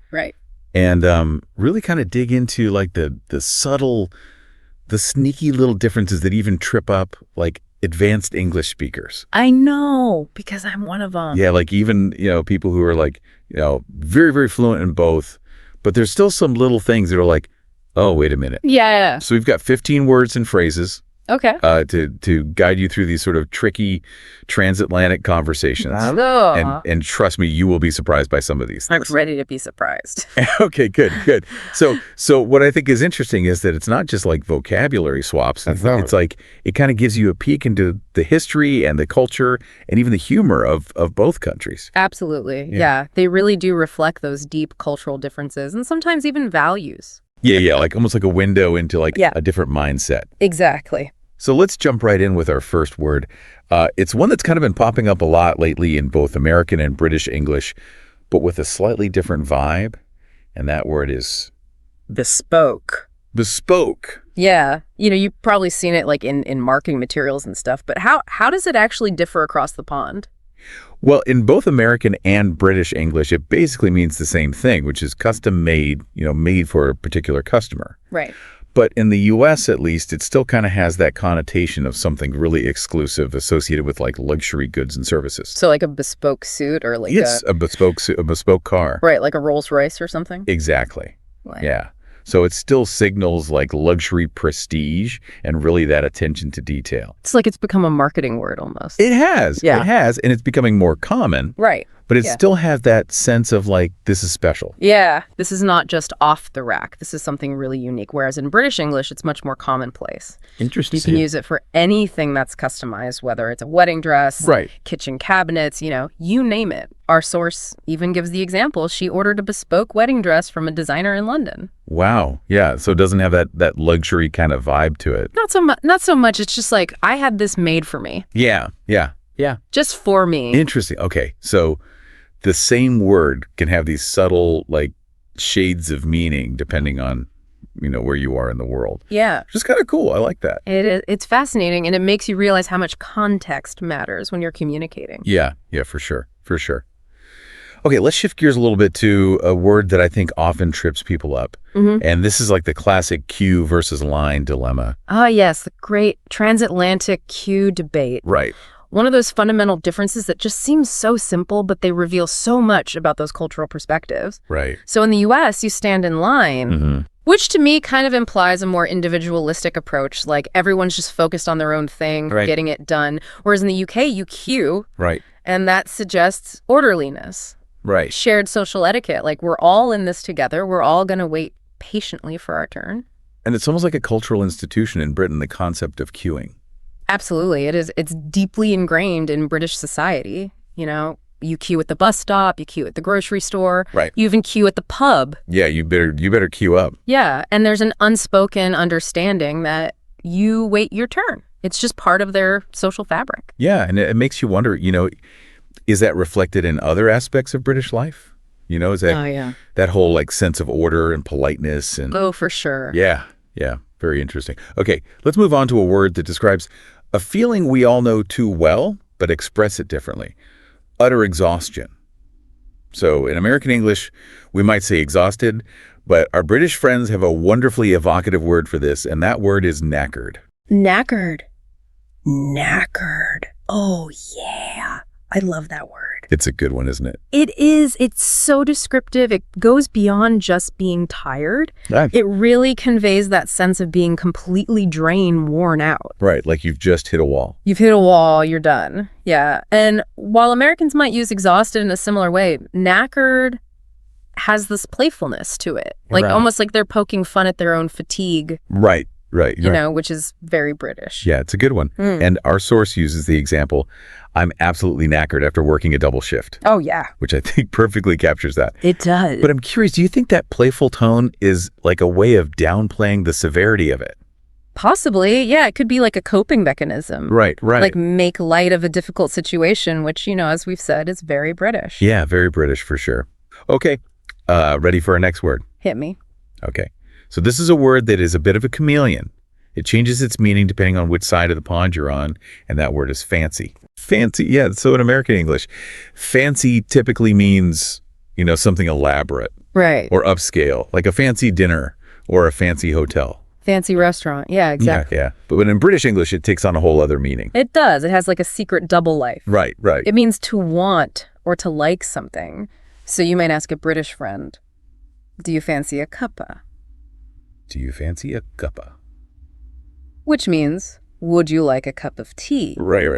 So simple question, but a very different meaning. Yeah, I'd say yes to that any day of the week. Exactly. A cuppa. Okay, on to our next word, another one that showcases the British love for expressive language. This one is chuffed. Chuffed. Chuffed. Love it. It's a good one. Yep. A good one. Yep. It expresses a feeling of great delight or satisfaction. Yeah, it goes beyond just being pleased. Right. It's like absolutely thrilled over the moon, delighted. So it's like pleased on steroids. You could say that, yes, if your British friend says, I'm chuffed to bits about your new job, they're not just happy for you, they're ecstatic. Yeah, they're like really, really happy for you. Really, really happy. Yeah, it's like, Yeah. I love that it's such a specific word, It is. for that very specific emotion. Yeah, it Help them captures know. that feeling of pure joy. Yeah. Okay, let's talk a little bit about some seasonal vocabulary. When those leaves start changing color, and Americans call it fall. Our British friends call it autumn. Autumn. Autumn. Right. Yeah. Yeah, I've always found it interesting how those different words evoke different images in my mind. Right. Fall feels more crisp Yeah. and dynamic, like the leaves are like actively falling. Yeah. Whereas autumn has a more mellow, kind of wistful feel to it. More romantic, maybe. Yeah. It's really interesting how these subtle differences in wording Yeah. can shape our perceptions of the world around us. Absolutely. It really highlights how language can influence our thoughts and even our emotions. Yeah, for sure. Okay, let's explore how Americans and Brits measure time. Okay. What do you got for me on this one? Well, this is a fun one. In British English, they use the word fortnight to denote 2 weeks. A fortnight. Yeah. Whereas Americans would simply say 2 weeks. Right. Fortnight sounds a little old-fashioned. Yeah, it does a little bit more literary almost. Right. Or historical, Yeah. but it's still quite common in British English. I kind of like it. Yeah, it's got a charm to it. Yeah, like a little nod to a bygone era. Absolutely. It's cool. Okay. Let's talk about another area where we see these transatlantic differences, and that is taking a break from work or school. Okay. So, Americans go on vacation. The British go on holiday. Holiday, right? Same concept, different word. But it's interesting, this distinction kind of highlights how language evolves. Both words, vacation and holiday, have Latin roots. Right. But they've kind of taken on slightly different meanings over time. They've each gone on their own little linguistic journey, Yeah. reflecting the cultural nuances of their respective countries. Right. Like the evolution of language. Exactly. Okay, now we're going to step into a potential minefield of misunderstanding. This is all about wardrobe essentials. What Americans call pants. That the British call trousers. Trousers. But here's where things get really interesting. Yes. In British English, pants typically refer to underwear.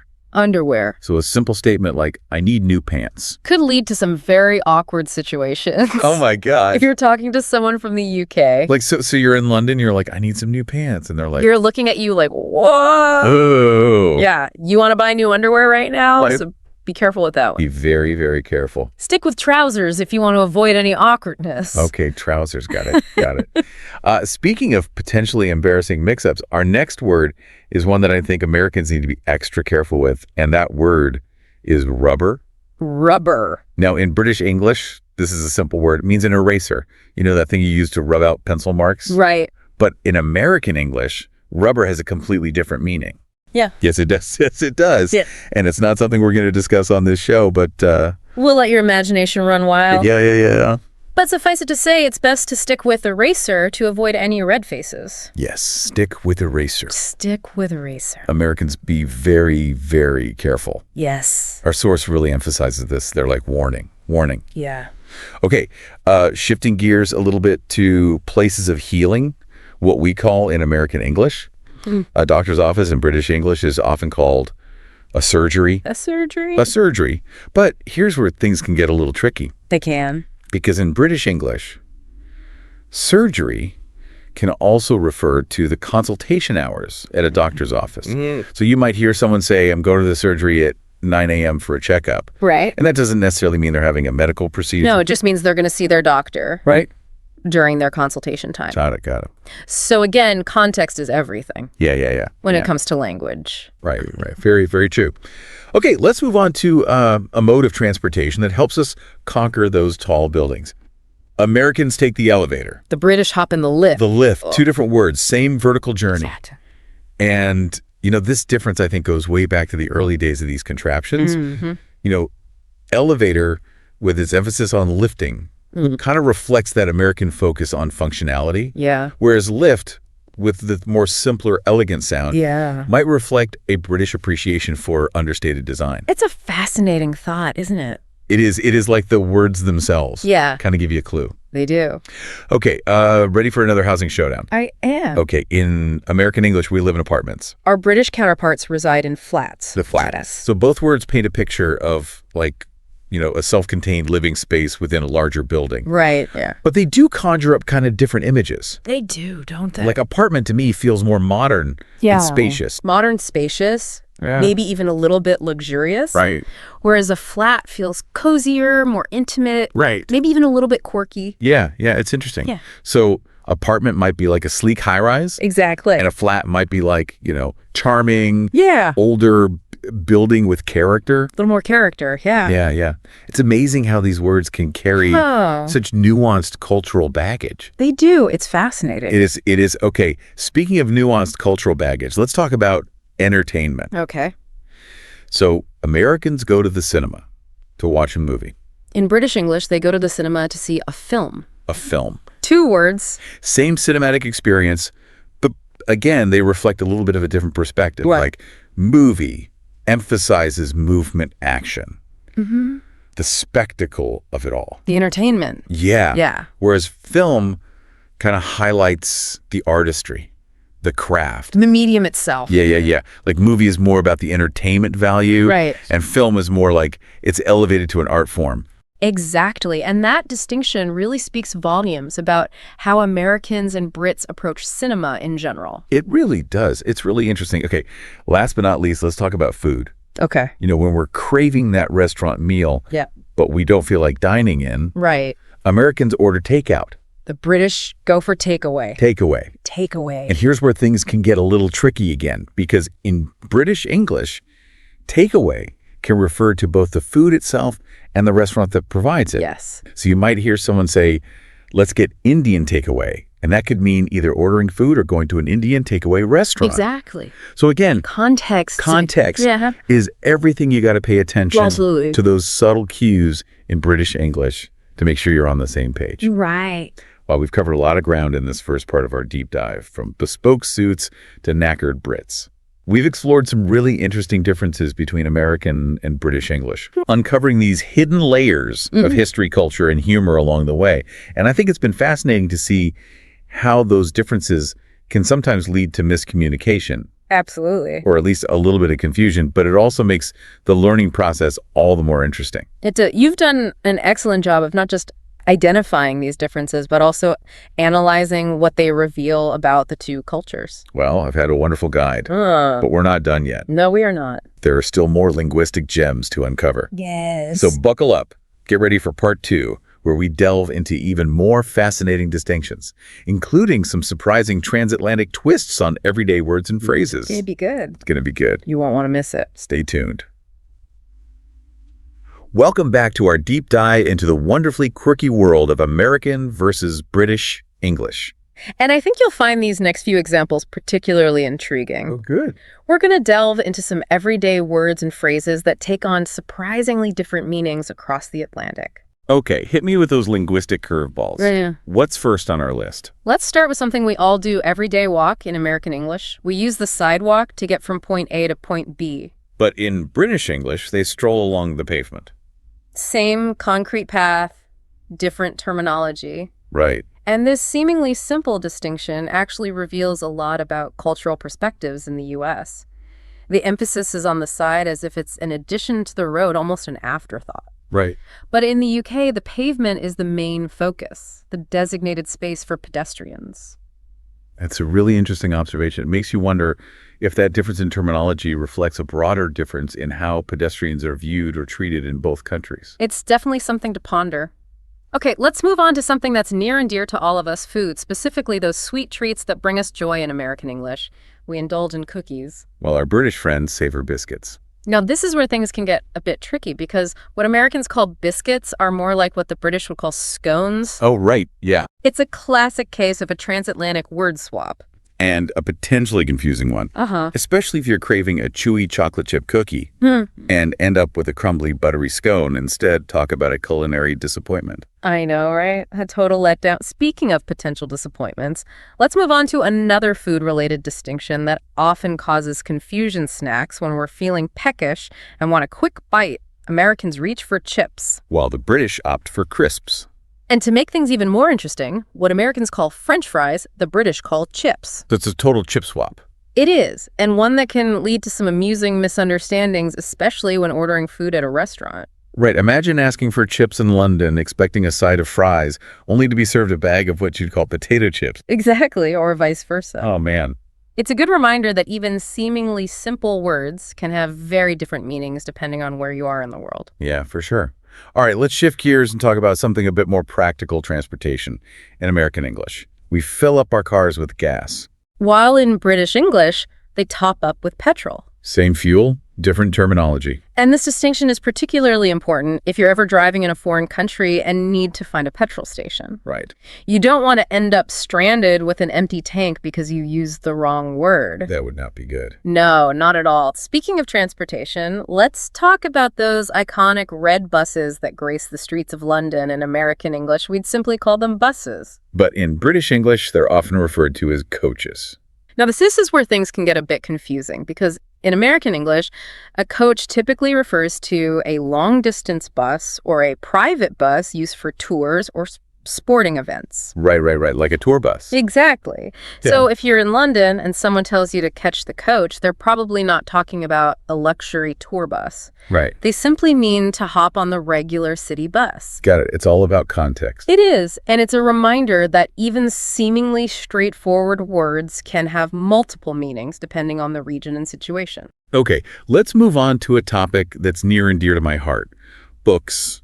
When we finish reading a book, Americans typically return it to the library. While in British English, they take it back to the library. It's a subtle difference, but I find it fascinating because it highlights how even simple verbs can vary across regions. And those subtle variations can sometimes reveal underlying cultural nuances. For instance, The American emphasis on returning might suggest a sense of ownership, as if the book is being given back to its rightful place. Right. Whereas the British use of taking back might imply a more transactional approach, as if the book is simply being returned to its point of origin. Like almost like we borrowed it and now we're taking it back. Exactly. It's like those different verbs offer a glimpse into the unspoken rules and expectations surrounding books and libraries in both cultures. That's really thought-provoking. Yeah. Okay, let's wrap up this segment with a distinction that's particularly relevant in today's digital age.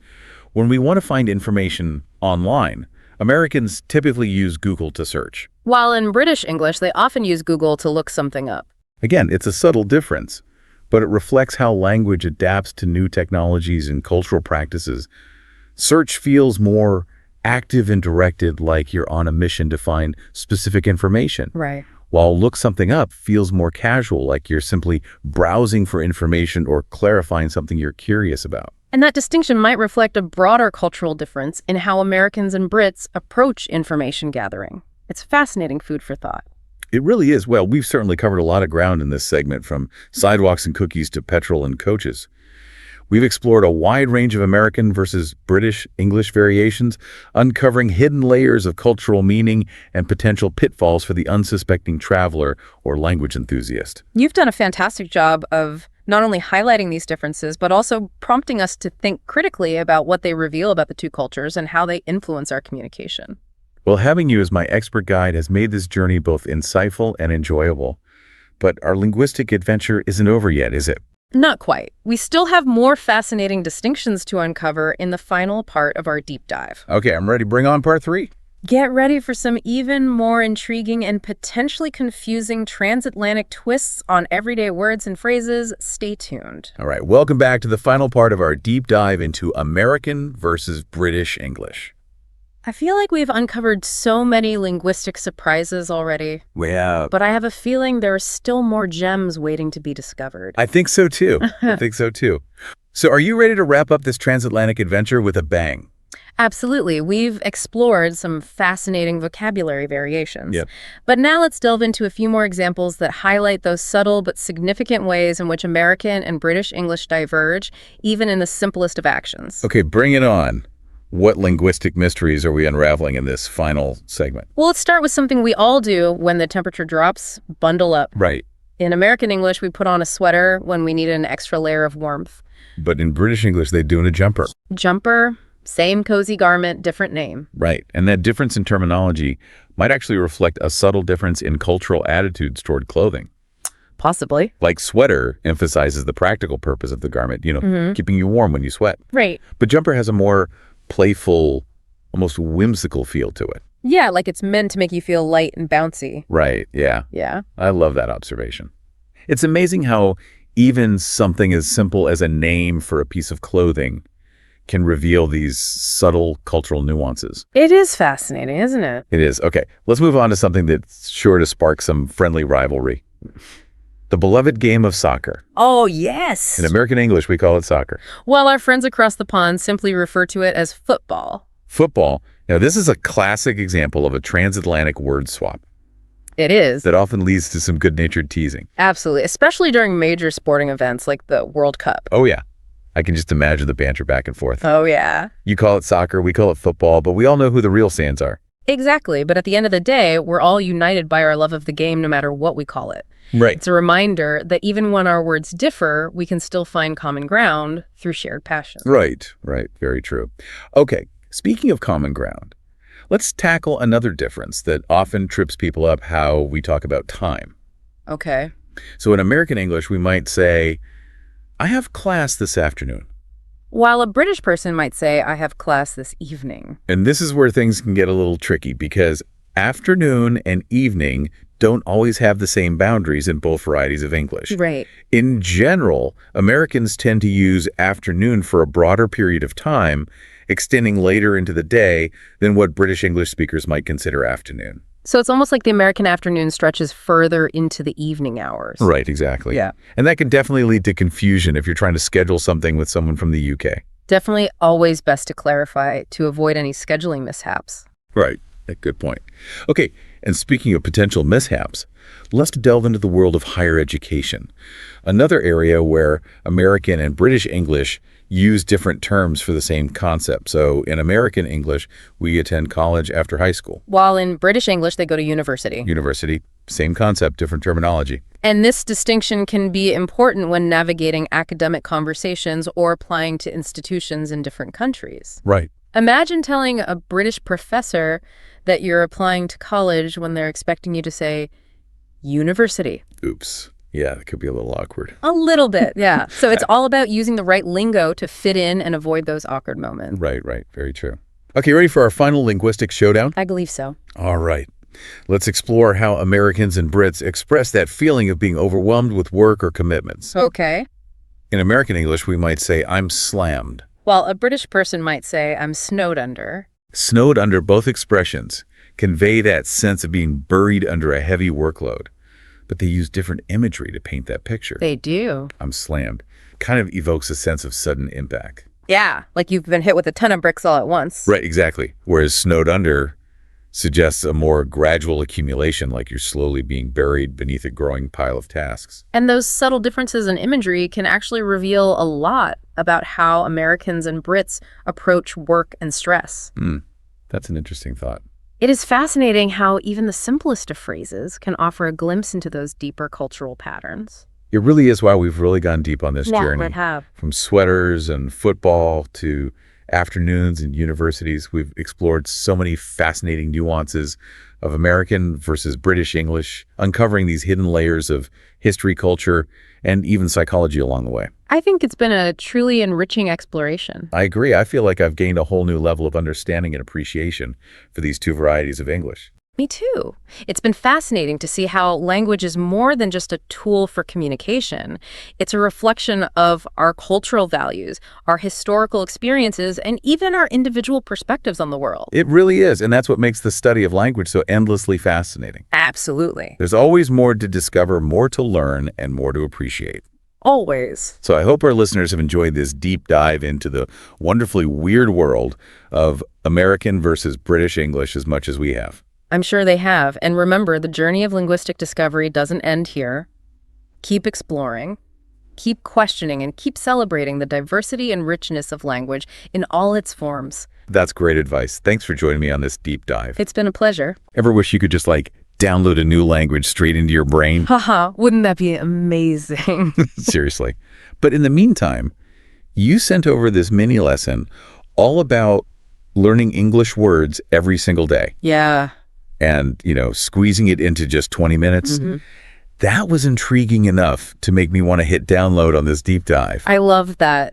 We're installing an upgrade, right? Totally. And honestly, 20 minutes, that feels doable even on the busiest day. Yeah. You know what really hooked me was how the mini lesson focuses on strategies that just fit into everyday life. Yeah, exactly. It's not about cramming or anything. It's Yeah. more about, finding ways to weave new words into what you're already doing. Take the first strategy, for example. Okay. Reading or listening to things you actually enjoy. Yeah. I mean, I know it sounds obvious, It does. but how often do we actually do that? Yeah, that's a good point. I think we get so caught up in textbooks and exercises Yeah.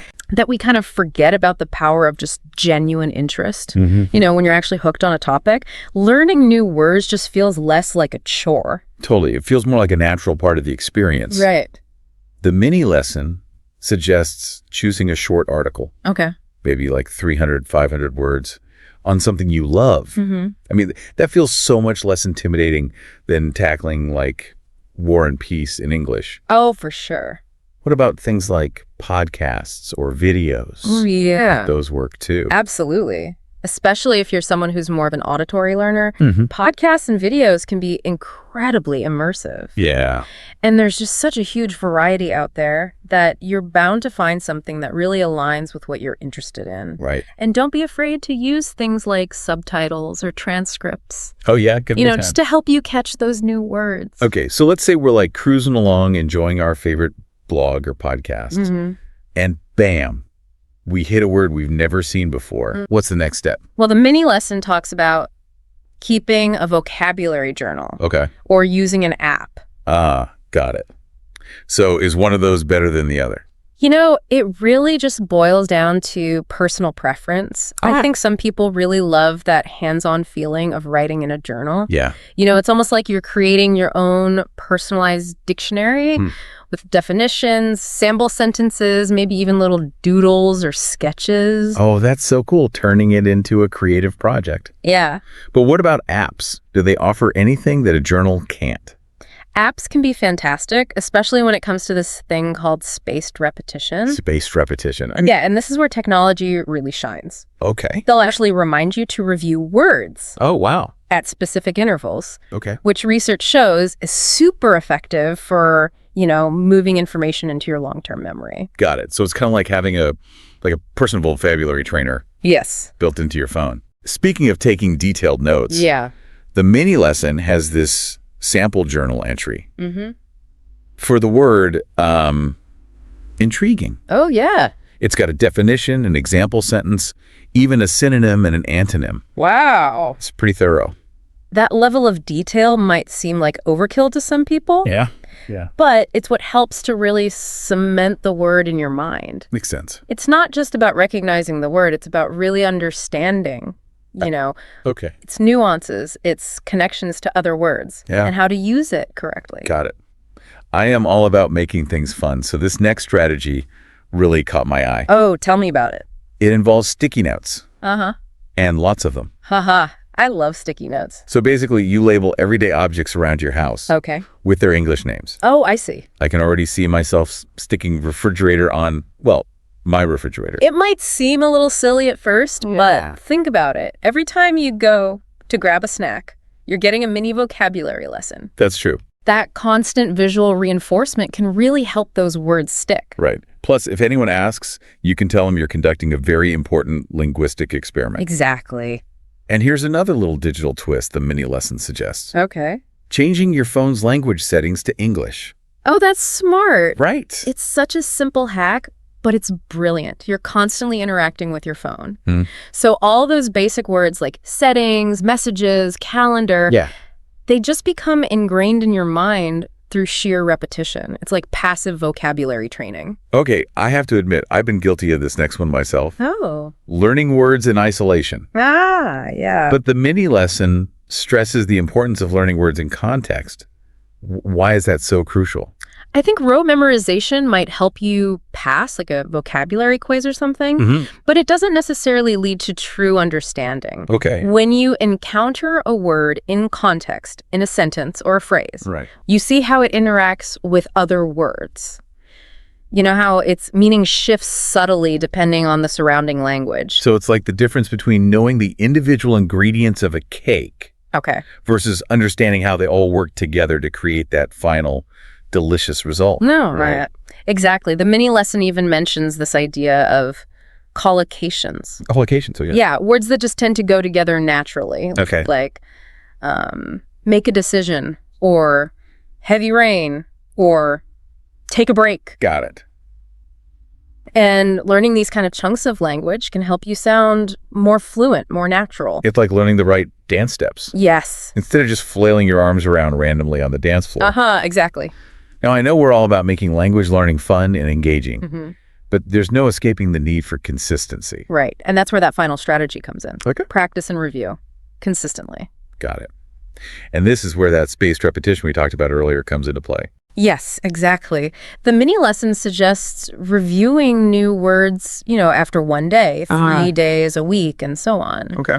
And this gradual spacing helps those words really sink in Right. and become part of your long-term vocabulary. It's like you're building a vocabulary muscle. Yes, You need to work it out regularly to see results. you got it.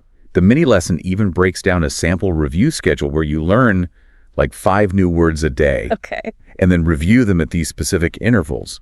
It feels so much less overwhelming when you see it all laid out like that.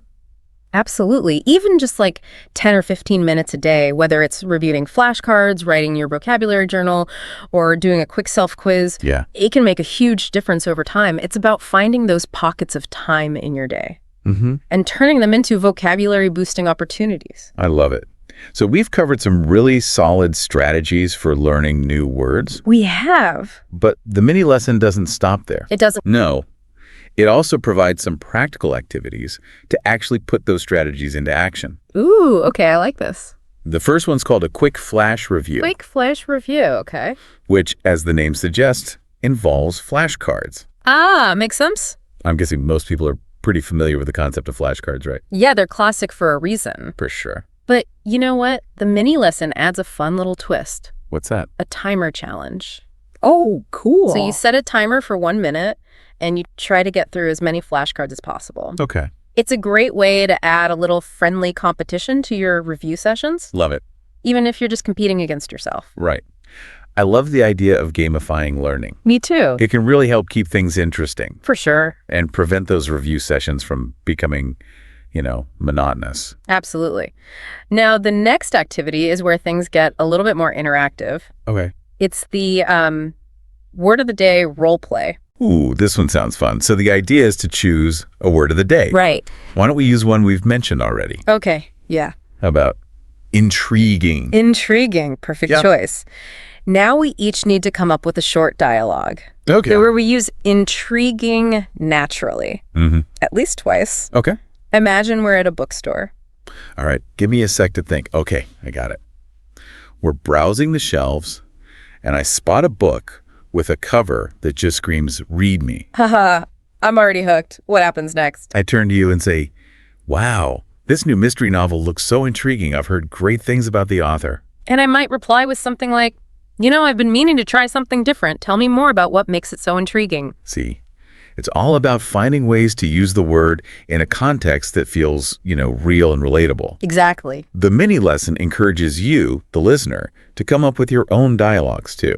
It's such a fantastic way to practice using new vocabulary in a creative and engaging way. Now, the final activity is perhaps the easiest and most accessible of them all. Okay. Self-talk. We all do it, right? We do. But now we have an excuse to do it in English. Exactly. The idea is to simply narrate your actions throughout the day. Okay. I'm making breakfast, I'm walking to work, I'm answering emails. Yeah. The challenge is to try to sprinkle in at least one new word each day. That's a good challenge. Right. It's such a low-pressure way to practice. It is. You're your own audience, so there's no fear of judgment. Right. And over time, you'll be surprised at how naturally those new words start to flow. That's awesome. So we've covered a lot of ground in this deep dive. We have. We talked about key strategies, practical activities. Mm-hmm. But before we move on, I want to highlight one important takeaway that really resonated with me. Okay, I'm all ears. It's the reminder that learning new words is not just about, expanding your vocabulary. Mm-hmm. It's about expanding your horizons, your ability to engage with the world around you in deeper and more meaningful ways. Oh, that's beautiful. Right. It's about unlocking new possibilities. Exactly. And with that in mind, I'd love to hear from you, the listener. Oh, yeah. What word of the day would you choose, and what scenario would you create to practice using it? Ooh, I love it. Share your ideas in the comments below. That's a great way to bring the listener into the conversation. Right. It's all about making vocabulary learning interactive and engaging. Totally. Okay. Now let's kind of shift gears a little bit Okay. and explore another activity from the mini lesson. All right. Self-talk Ah, yes, the art of talking to yourself. in English. In English. It might sound a little strange at first, Yeah. but it's actually a brilliant way to practice. It is. Without any pressure or self-consciousness, you can do it anywhere, anytime. I've been trying this out myself lately, and I found it surprisingly helpful. Yeah. It's like having this internal dialogue that helps to solidify those new words in my mind. Okay, let's give it a try right now. All right. I'm going to try to incorporate a new word into my self-talk. Okay. How about this? I'm finding this deep dive into vocabulary learning to be quite enlightening. I'm curious to see what other strategies we'll uncover next. That's a great example. Yeah. You seamlessly worked in a new word and made it sound totally natural. Thanks. And what's even more fascinating? What? The fact that we're constantly learning and evolving, Mm-hmm. even as, seasoned podcast hosts. So true. There's always something new to discover. Right. Even in a field we're already familiar with. It's like we're back to that first tip from the mini lesson, Right. choosing content that genuinely interests us. And that's what keeps learning fresh and exciting. Yeah. When you're curious and engaged, Your brain is just primed to absorb new information. Absolutely. Speaking of curiosity, have you come across anything lately that's really sparked your interest? Maybe something completely outside the realm of language learning. Well, I've been reading a lot about the latest developments in virtual reality technology. Ooh, interesting. Yeah, the potential applications in education, particularly language learning, are pretty mind-blowing. Wow, that does sound fascinating. Can't imagine how immersive VR experiences could revolutionize the way we learn languages. Right. The possibilities are pretty much endless. But you know what else I find amazing? What's that? The human brain's capacity for language learning.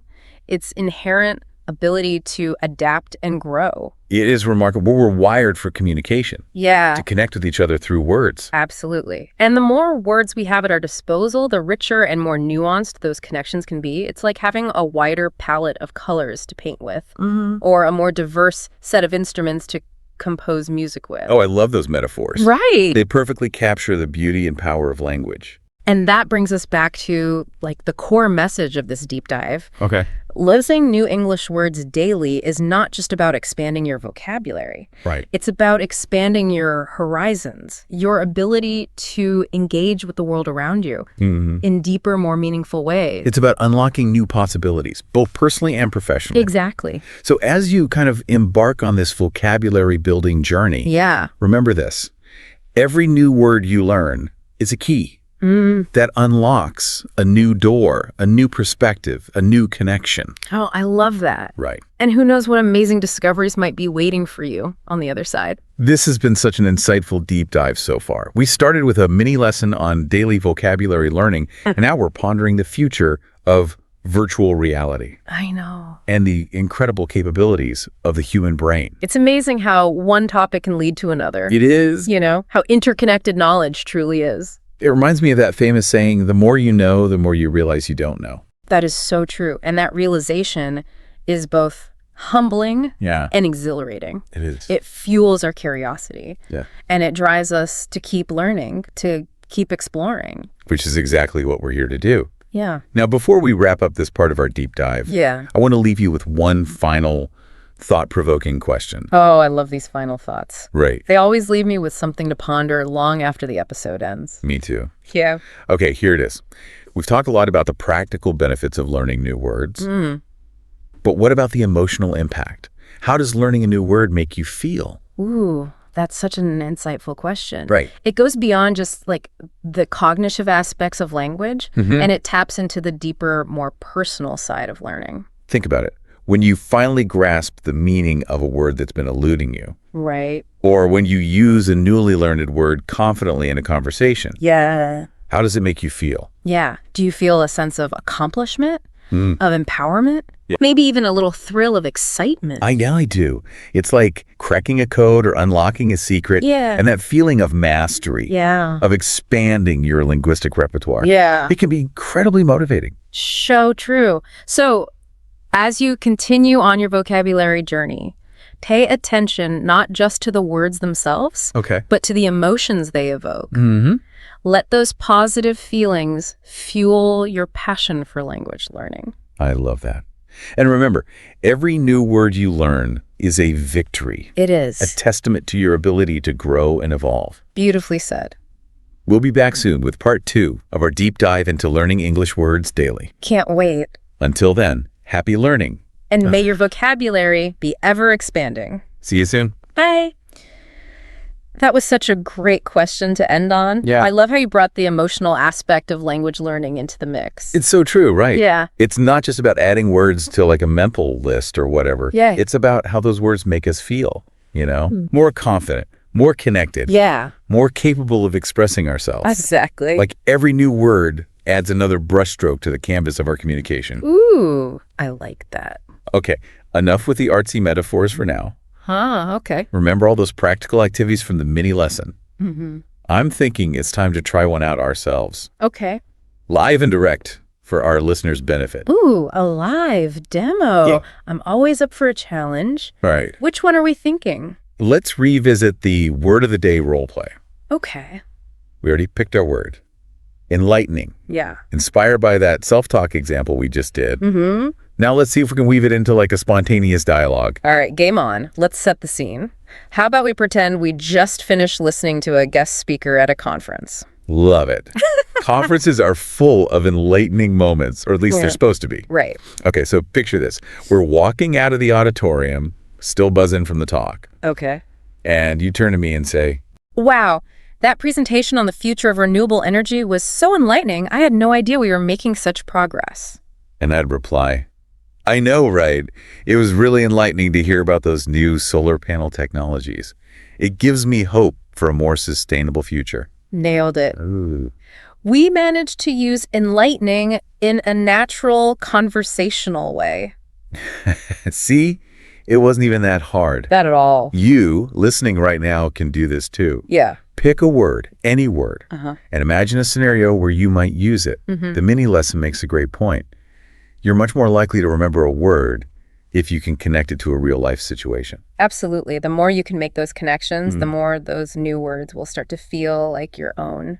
Now, there's one more activity from the mini lesson we haven't tackled yet. Oh, which one? Self-talk. Oh, right. Remember, this is where you basically narrate your own life in English, sprinkling in those newly acquired words. It might sound a little silly at first. Yeah. But honestly, who's judging? You're your own audience. Exactly. Plus, it's a fantastic way to practice without any pressure. Okay, let's give it a go. All right.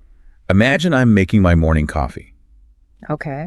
I could say something like, the aroma of freshly brewed coffee is incredibly invigorating. Yeah. It's the perfect way to start a productive day. See? Effortless. Ha. And you slipped in invigorating like a pro. I try. What's fascinating about this technique is that it forces you to think about how to use the word Okay. in a way that makes sense for you in your daily routine. It's like tailoring a vocabulary suit that fits perfectly. Exactly. It's about making those words your own, Right. integrating them into the fabric of your daily life. This deep dive has been so insightful so far. Yes. We've gone from practical strategies to hands-on activities and even touched upon like the emotional side of language learning. Right. But what really strikes me is this underlying theme of personalization. Oh, interesting. It's not about following a rigid set of rules or anything. Yeah. It's about finding what works for you, making those words come alive in your own unique way. You hit the nail on the head. There's no one-size-fits-all approach to language learning. No.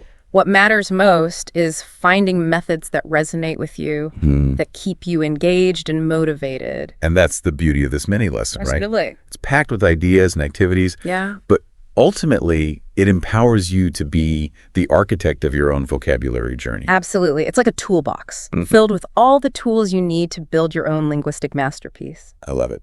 Speaking of tools, Yeah. do you remember that point in the mini lesson about spaced repetition? Oh, yeah. I think it's worth revisiting Okay. because it's such a powerful technique. Absolutely. For anyone just joining us, spaced repetition is this brilliant idea of reviewing material at increasing intervals. So you might review a new word after a day, then 3 days, then a week, and so on. Right. It's all about outsmarting your brain's tendency to forget things.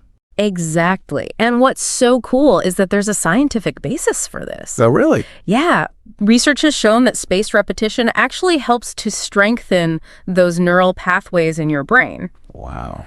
making it much more likely that those new words will stick around for the long haul. So it's like building a mental muscle memory Yes. for vocabulary. And here's where technology can really come in handy. Okay. There are tons of apps out there that do the spacing for you. Oh, nice. So you don't have to keep track of all those review dates or anything. That's awesome. It's like having a personal vocabulary coach in your pocket.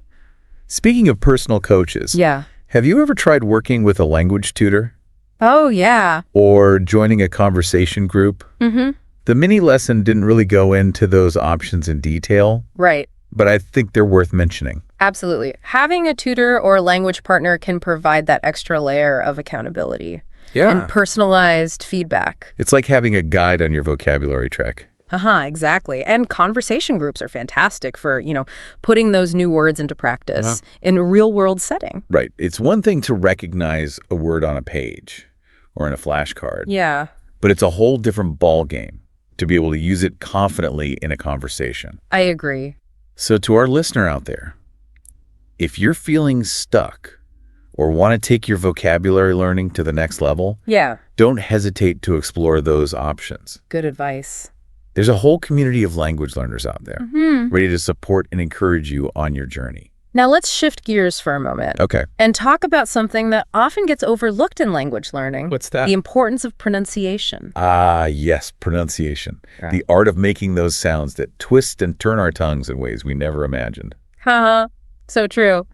And while the mini lesson didn't really delve too deeply into this aspect, Right. I think it's crucial for anyone who wants to be understood and to sound more fluent. Absolutely.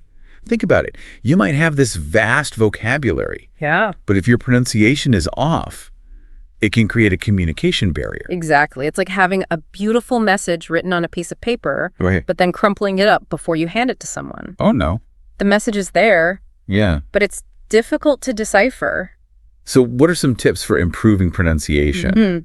What worked for you on your language learning journey? One thing that really helped me was listening intently to native speakers. Okay. I would pay close attention to how they formed sounds, the rhythm and intonation of their speech. It's like training your ears Yeah. to pick up those subtle nuances. Exactly. And then, of course, there's practice, practice, practice. Right. I would spend hours repeating words and phrases, trying to mimic those native speaker sounds as closely as possible. It's like fine-tuning a musical instrument, Yeah. getting those notes to ring out clearly and accurately. And don't be afraid to use resources, too, like online dictionaries and pronunciation guides. Mm-hmm. They can be incredibly helpful, Yeah. especially for those tricky sounds that just don't exist in your native language. And remember, there are so many different accents and dialects out there. That's true. Don't feel pressured to sound exactly like one particular speaker. Right. The goal is to be clear and understandable Yeah. while still embracing your own unique voice.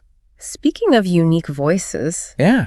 have you noticed how our own voices have evolved over time Interesting. as we've immersed ourselves in different languages and cultures? Yeah, it's fascinating, isn't it? It's like our voices become a tapestry, Ooh. woven with threads of all the languages we've encountered. Wow, I love that. And that's what makes language learning so enriching. It's not just about acquiring new words. Right. It's about expanding our understanding of the world Yeah. and of ourselves. I love that image. Yeah. Our voices as linguistic tapestries, reflecting our unique journeys and experiences. And just like tapestries, they continue to evolve and grow I do. as we learn and explore. So to our listener out there, as you continue on your vocabulary adventure, Yeah. don't be afraid to embrace the journey, the challenges, and the triumphs. Right. Allow yourself to be transformed by the power of language. Remember, every new word you learn is a step toward fluency, It is. a brushstroke on your linguistic canvas, Ooh, another one. a thread in your ever-evolving tapestry of voices. This deep dive has taken us on quite a journey so far. It has. From practical tips to thought-provoking questions Yeah. to a celebration of the transformative power of language. And we're not done yet. Stay tuned for the final part of our deep dive. Yes. Where we'll explore even more insights from the mini lesson and leave you with some final words of wisdom to carry with you on your vocabulary quest. Welcome back to our deep dive into learning English words daily. I feel like we've already covered so much ground. From those like practical sticky note strategies to the idea of our voices as like ever-evolving tapestries I love that metaphor. woven with the threads of different languages. It's been quite a journey, hasn't it? It has. And yet there's still so much to explore.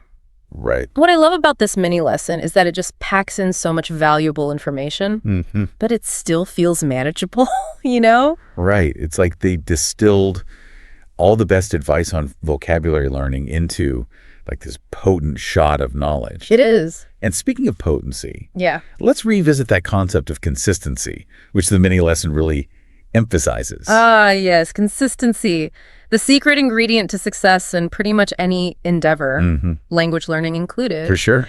It's so tempting to want to cram a ton of new words all at once, but that often leads to like overwhelm and frustration. It's like trying to eat a whole birthday cake in one sitting.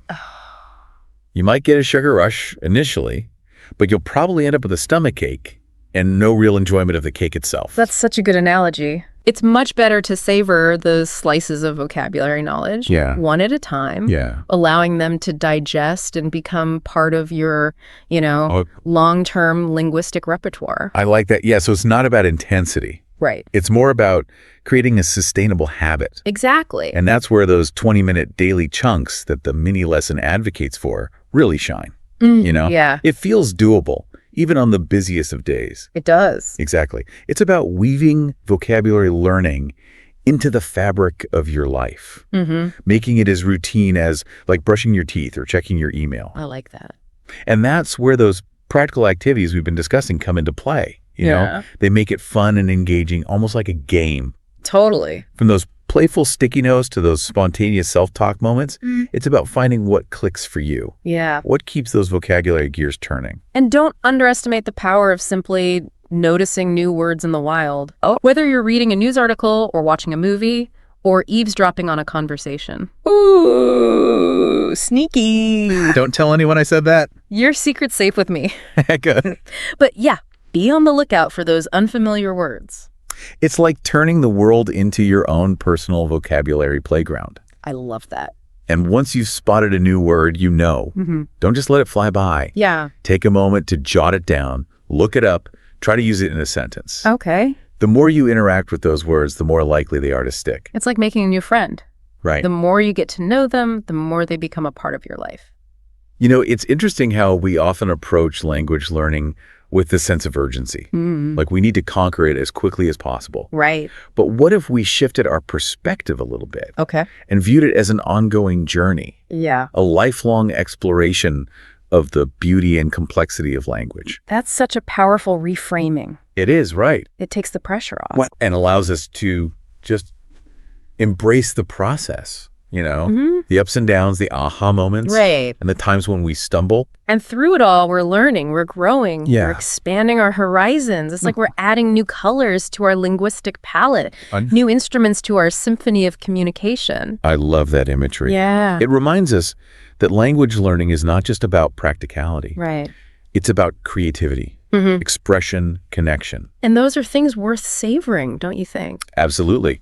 So, to our listener out there, as you continue on your vocabulary quest, remember to enjoy the ride, embrace the challenges, celebrate the victories, and never stop exploring the wonders of language. And remember, every new word you learn is a gift. It is. A treasure that will enrich your life in countless ways. This deep dive has been such a rewarding experience, exploring all these practical strategies and insightful tips for learning English words daily. It has. It's been a pleasure sharing this journey with you.